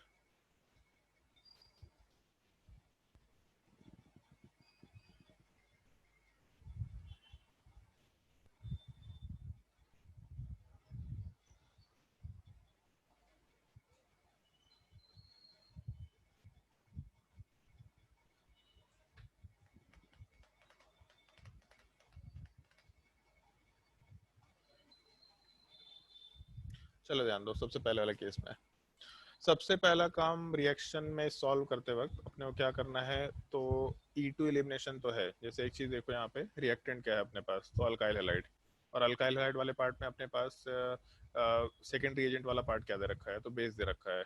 तो सबसे पहले तो ये चीज मालूम पड़ गया कि अल्कोहलिक क्यूएच है या फिर स्ट्रॉन्ग बेस है। इसका मतलब E2 मैकेनिज्म होते हुए हम लोग के पास डी हाइड्रोहेलोजिनेशन होगा। अब तक इस चीज को लेकर कंफर्टेबल हो गए होंगे, थोड़ा बहुत याद रखना पड़ेगा इस चीज को कि अगर हम लोग के पास अल्काइल हैलाइड दे रखा और उसमें हम लोग स्ट्रॉन्ग बेस के साथ रिएक्शन करा रहे हैं, तो E2 मैकेनिज्म फॉलो करते हुए हम लोग डीहाइड्रोहेलोजिनेशन करा सकते हैं। अब उसमें तुम लोगों को तरीका क्या बताया था, तो सबसे पहला काम अल्फा कार्बन मार्क करो और उसके बाद वहां से अटैच्ड सारे के सारे बीटा कार्बन मार्क करो। ये एक मस्ट कंडीशन है जो तुमको फॉलो करना ही करना है, मतलब एनी हाउ इस चीज को कंडीशन को फॉलो करना है। तो इस केस में हम लोग बीटा कार्बन से हाइड्रोजन हटाए और यहाँ से ब्रोमीन वाले पार्ट को हटाए, तो यहाँ से ये डबल बॉन्ड बना। दूसरे बीटा कार्बन से हाइड्रोजन हटाए, ब्रोमीन हटाते, तो इस केस में दूसरा डबल बॉन्ड वाला पार्ट आराम से बन जाता। अब इन दोनों में अगर अल्कोहलिक क्यूएच है, मतलब नॉर्मल E2 एलिमिनेशन है, तो ज़्यादा stable alkene will be the major product. तो सेकंड वाला पार्ट ज़्यादा स्टेबल है, इसका मतलब इस केस में हम लोग का आराम से, सॉरी सेकंड वाला अल्कीन दूसरी जगह बना दिया, यहाँ बनना चाहिए। फर्स्ट वाला पार्ट ज़्यादा स्टेबल अल्कीन है, तो फर्स्ट वाला पार्ट आराम से मेजर प्रोडक्ट निकल के आएगा अगर हम लोग फर्स्ट केस की बात करते हैं तो। लेकिन सेकंड केस में हम लोग के पास बल्कियर बेस है। बल्कियर बेस का 3 एग्जांपल हम देंगे यहाँ पे, वो तीनों एग्जांपल तुमको एज अ एग्जांपल याद रखना है, एज अ नाम याद रखना है। एक तो टर्शियरी बुट ऑक्साइड आयन, ये बल्कियर बेस है। तो बल्कियर बेस वाला पार्ट प्रोडक्ट के स्टेबिलिटी नहीं देखेगा, वो ये देखेगा कि जो प्रोडक्ट बन रहा है उसका डिग्री का क्या क्या है, कौन कौन से हाइड्रोजन को हटाने से वो चीज़ बना है। तो यहाँ पे जो हाइड्रोजन हटा ये 1 डिग्री है, दूसरा जो हाइड्रोजन हटा इसका डिग्री 3 है, तो ज़्यादा रिएक्टिविटी 1 डिग्री का होता है अगर हम लोग बल्कियर बेस लेके चलते हैं तो। इस केस में जो 1 डिग्री हाइड्रोजन है उसको हटाने से जो डबल बॉन्ड बनेगा, मतलब सेकंड वाला पार्ट, ये अपना मेजर प्रोडक्ट आराम से सेकंड वाले केस में निकल के आ सकता है। बड़ा एलिमेंट्री टाइप का सवाल है, बनने लायक सवाल है, ये चीज थोड़ा ध्यान रखना होता है। नोट कर लो इस चीज को, फिर हम लोग नेक्स्ट क्वेश्चन पे चलते हैं। जो भी बेसिस तुमको टर्शियरी बुटॉक्साइड आयन या इससे बड़े बड़े टाइप के दिखाई दिए, मतलब जो स्ट्रक्चर इससे भी बड़ा टाइप का दिखाई दिया, वो ऑब्वियस बात है बल्कियर बेस होगा। बट ये स्ट्रक्चर बेसिक याद रखना है एक अल्कोहल के केस में।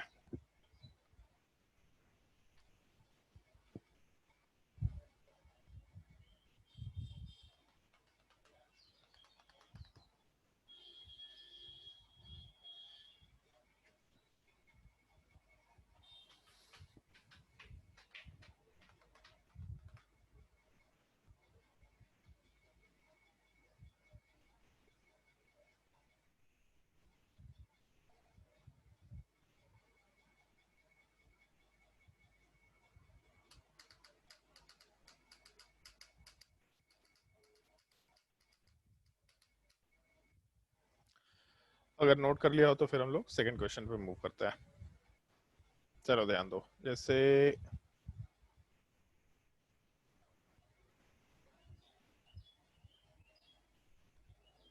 थोड़ा हम भारी सवाल कर लेते हैं, एक सेकंड रुक जाओ।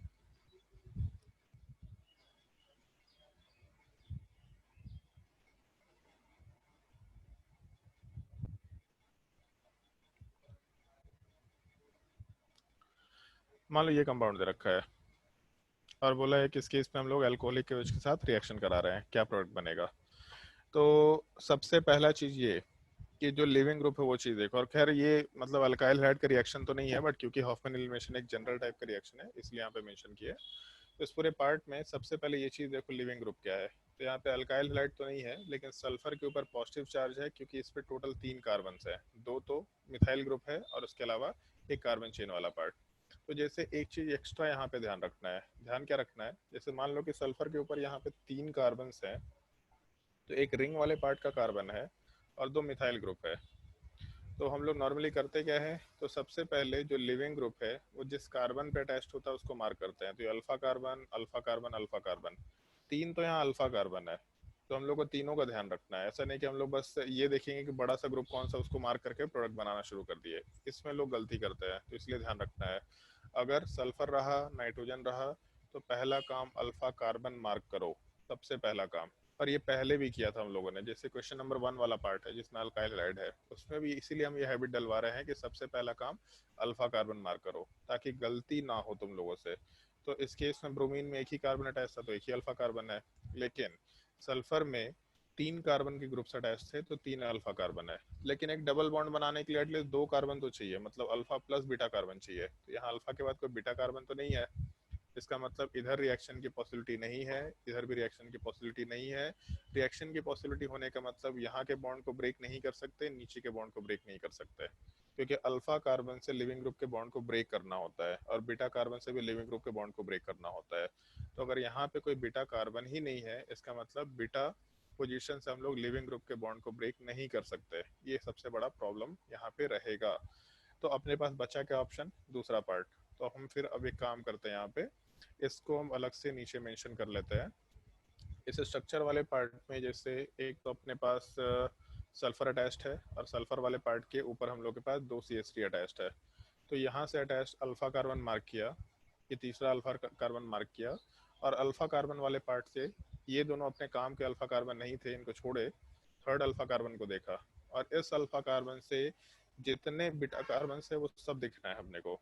तो सल्फर के पास पॉजिटिव चार्ज भी था, अल्फा से अटैच्ड सारे बीटा कार्बन देखे, तो यहाँ बीटा कार्बन, ऊपर बीटा कार्बन, यहाँ बीटा कार्बन, और तीनों डिफरेंट टाइप का अगर ढंग से देखो तो इस केस में तीनों बीटा कार्बन मार्क किए, और फिर ये देखना है प्रोडक्ट बनाते वक्त कि कौन से बीटा कार्बन पे नेगेटिव चार्ज ज़्यादा स्टेबल है, क्योंकि हम लोग पुअर लिविंग ग्रुप के केस में कार्बन आयन कैरेक्टर कंपेयर कर रहे थे। तो जिस बीटा कार्बन पे नेगेटिव चार्ज ज़्यादा स्टेबल होगा, हम लोग वहाँ से प्रोडक्ट बनाने की कोशिश करेंगे। तो सबसे ऊपर वाला जो बीटा कार्बन है ये 1 डिग्री है, लेफ्ट वाले पार्ट में बीटा कार्बन 2 डिग्री है, और राइट वाले साइड में बीटा कार्बन वाला पार्ट 3 डिग्री है। और 1 डिग्री, 2 डिग्री और 3 डिग्री में नेगेटिव चार्ज इन जनरल कोई रूल नहीं है, उसमें बाकी इफेक्ट्स भी देखना है, बट इन जनरल 1 डिग्री वाले पार्ट पे नेगेटिव चार्ज ज़्यादा स्टेबल होता है। इसका मतलब ये है कि अगर यहाँ से हाइड्रोजन हटाए और यहाँ से लिविंग ग्रुप हटाए, तो जब लिविंग ग्रुप को हटाएंगे तो बेसिकली ये बॉन्ड हटेगा, यहाँ का पॉजिटिव चार्ज हटेगा, ये अपना लिविंग ग्रुप बच जाएगा, डाइमिथाइल सल्फाइड, जो हम लोग उसमें क्या बोलते हैं ओजोलिसिस में यूज करते हैं, जिंक और डीएमएस। तो डीएमएस में जो डाइमिथाइल सल्फाइड है वो इस टाइप का ये स्ट्रक्चर है, ऐसा बोल सकते हैं। खैर, जब हम लोगों का लिविंग ग्रुप वाला पार्ट यहाँ पे है, ये पार्ट बीटा कार्बन पे हाइड्रोजन, जब ये हटेगा तो यहाँ से अल्फा कार्बन और लिविंग ग्रुप का ये बॉन्ड हटेगा। तो अपना एक प्रोडक्ट तो ये बन के आ जाना चाहिए कि हम लोग का डबल बॉन्ड वाला पार्ट जो ऊपर वाले कार्बन से इसके साथ बन गया, एक ही है पॉसिबिलिटी।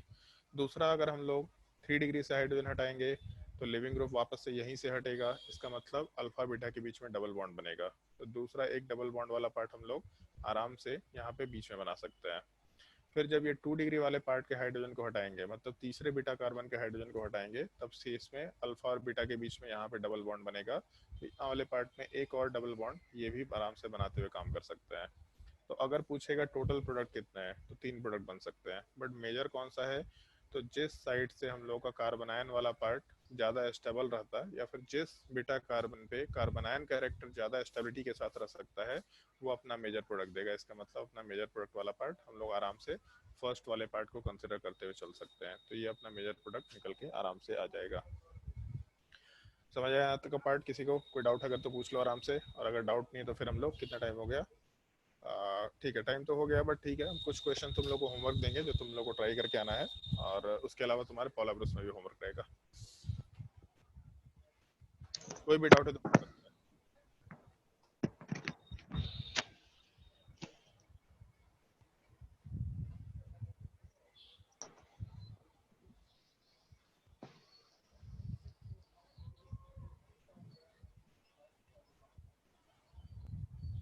ठीक है, सही है।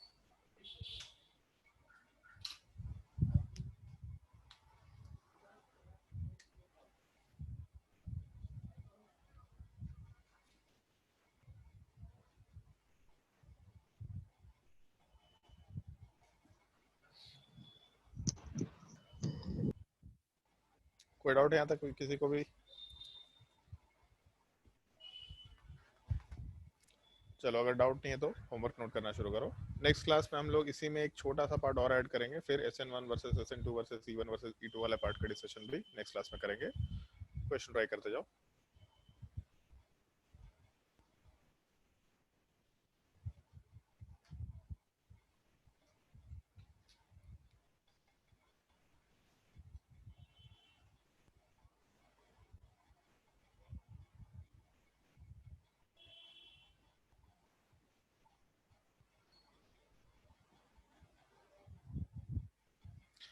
एक ये नाम अपने को ध्यान रखना है, LDA। ये बेस का नाम हम नीचे अलग से मेंशन कर रहे हैं, इसको तुम लोग अलग पेन से नोट कर लेना, क्योंकि एक नाम है जो हम लोग अभी भी यूज करेंगे, आगे भी एक दो जगह कहीं कहीं पे आता तो है नाम, बट ज्यादा यूजफुल नहीं होता है। Lithium di isopropyl amide. नाम सुन के ही बहुत बड़ा लग रहा होगा, तो जब नाम ही बड़ा है तो स्ट्रक्चर तो वैसे ही बड़ा होगा। तो इस केस में जैसे एक चीज ध्यान रखना है, इसका स्ट्रक्चर थोड़ा ध्यान रखना। और जैसे स्ट्रक्चर कैसे बना सकते हैं, तो अभी तुम लोग को ध्यान होगा, अभी जब हम लोग रिएक्शन करा रहे थे टर्मिनल अल्काइन के साथ NaNH2 का, तो जो NaNH2 होता है इसको हम लोग सोडियम अमाइड बोला करते हैं, NH2 माइनस। तो ये पार्ट अमाइड कहलाता है। अगर ये अमाइड है, ये अमाइड अलग है, और जो अपना CONH2 होता है वो अमाइड अलग है, ठीक है। तो इस केस में लिथियम अमाइड, तो बेसिकली लिथियम प्लस होगा, और अमाइड का मतलब हो गया नाइट्रोजन के ऊपर माइनस चार्ज। और डाई आइसोप्रोपाइल मतलब दो आइसोप्रोपाइल ग्रुप होने चाहिए। आइसोप्रोपाइल का मतलब क्या है, तो इस तरह का कुछ स्ट्रक्चर निकल के आ सकता है, इसको हम लोग आइसोप्रोपाइल बोलते हैं। तो इस केस में जब दो आइसोप्रोपाइल लेके चलेंगे हम लोग, तो इस चीज़ को हम लोग overall lithium di isopropyl amide आराम से बोल सकते हैं। इसको नॉर्मली कैपिटल लेटर में LDA से ही डिनोट किया जाएगा। इस एक चीज़ का ध्यान रखना, काफ़ी बल्कियर बेस होता है, आराम से हॉफमैन वाले पार्ट के प्रोडक्ट को फेवर करेगा। नोट कर लो इस चीज़ को।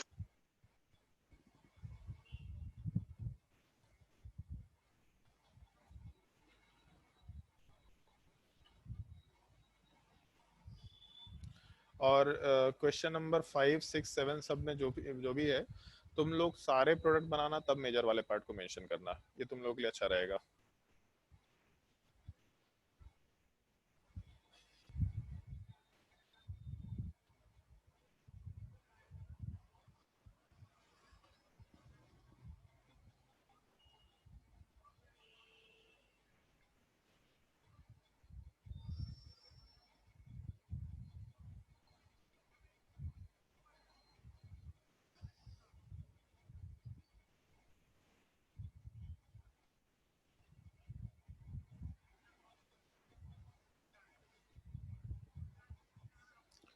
इसको स्वास्तिक मत समझ लेना, वैसे ठीक है समझ भी सकते हैं, राम मंदिर बनी गया तो स्वास्तिक बनाने में कोई दिक्कत नहीं है, लेकिन स्वास्तिक मत समझना, इथाइल ग्रुप रिप्रेजेंट करना चाह रहे थे हम केवल।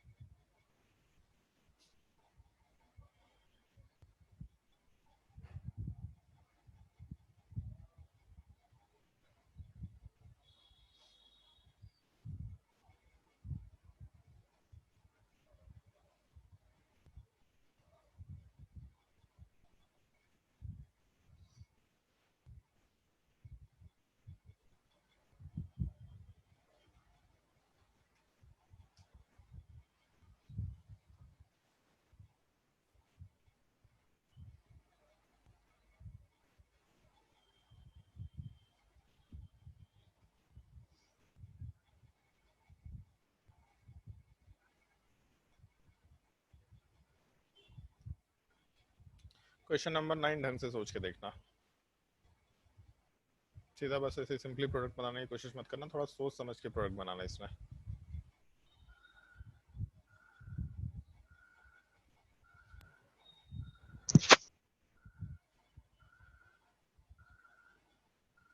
चलो ठीक है, इतने क्वेश्चन ट्राई करो पहले 9 तक इस टॉपिक से। सर हाँ, रीअरेंजमेंट सिर्फ कार्बन में होता है कि दूसरा एलिमेंट में भी होता है? केवल कार्बन में होता है। यस।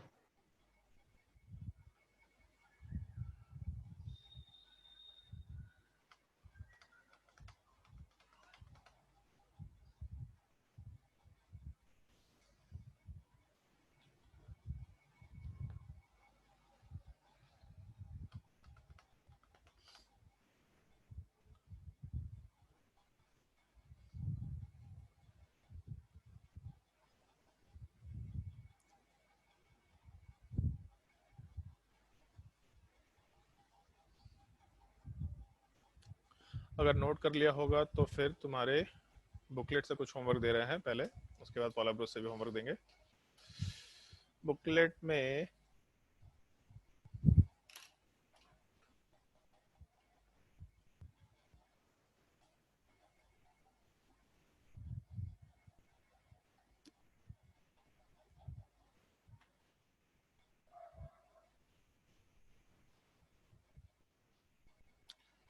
क्वेश्चन नंबर 35 एक्सरसाइज 1 का कलर अलग क्यों आ रहा है?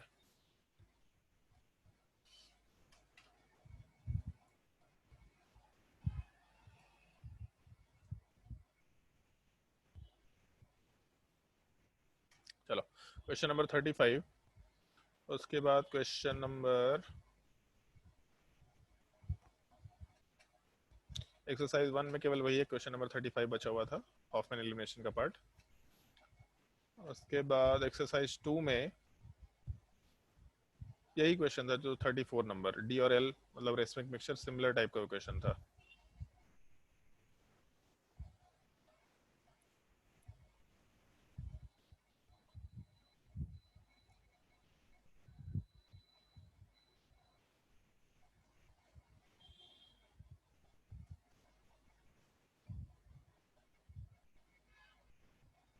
इसमें भी ऑलमोस्ट सारा हो ही रखा। ठीक है, क्वेश्चन नंबर 63, 64,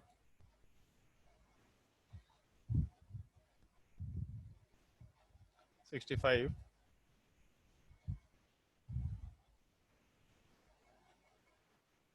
ठीक है, इतने क्वेश्चन इससे ट्राई करना। उसके बाद फिर तुम्हारे पॉला ब्रूस वाले बुक से भी दे रहे हैं होमवर्क।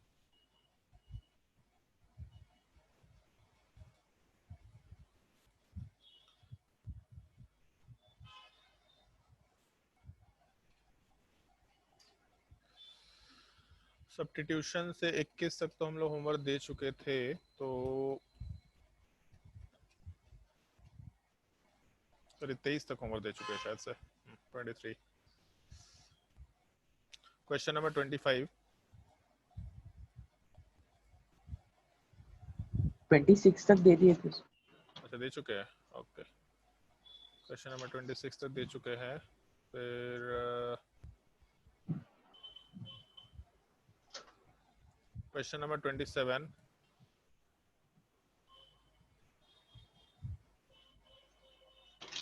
चलो ठीक है, इसमें 27, 28, 29 ये तीनों सॉल्व कर लो। 27, 28, 29, 30,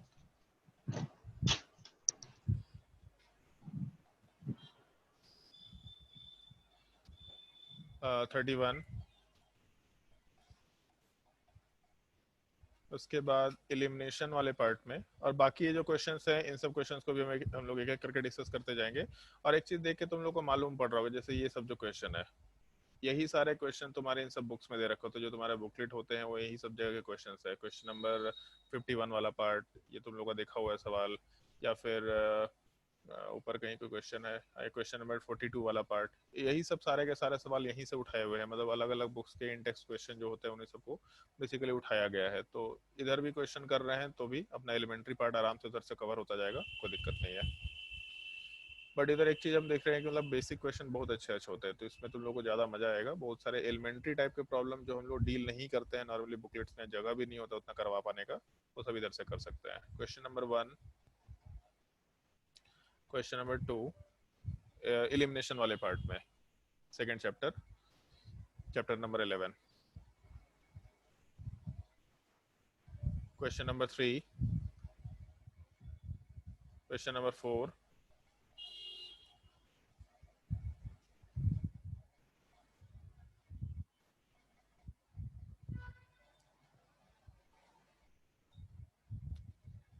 क्वेश्चन नंबर 5,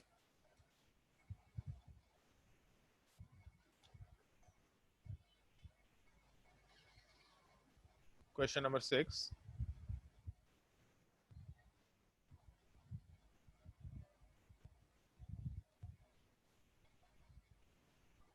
क्वेश्चन नंबर 7 मेरे हिसाब से ध्यान होगा, ये हम लोग बुकलेट में भी डिस्कस कर चुके हैं।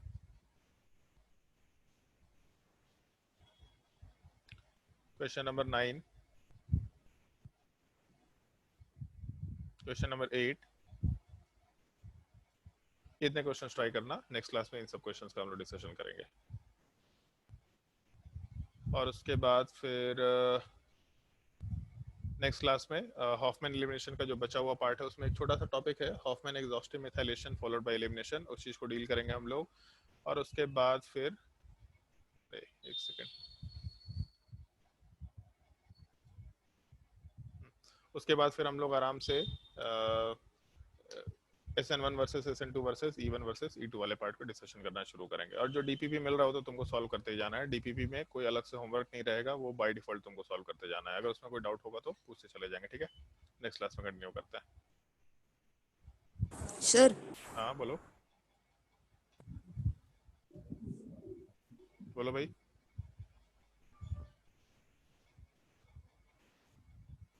सर बोलो। अरे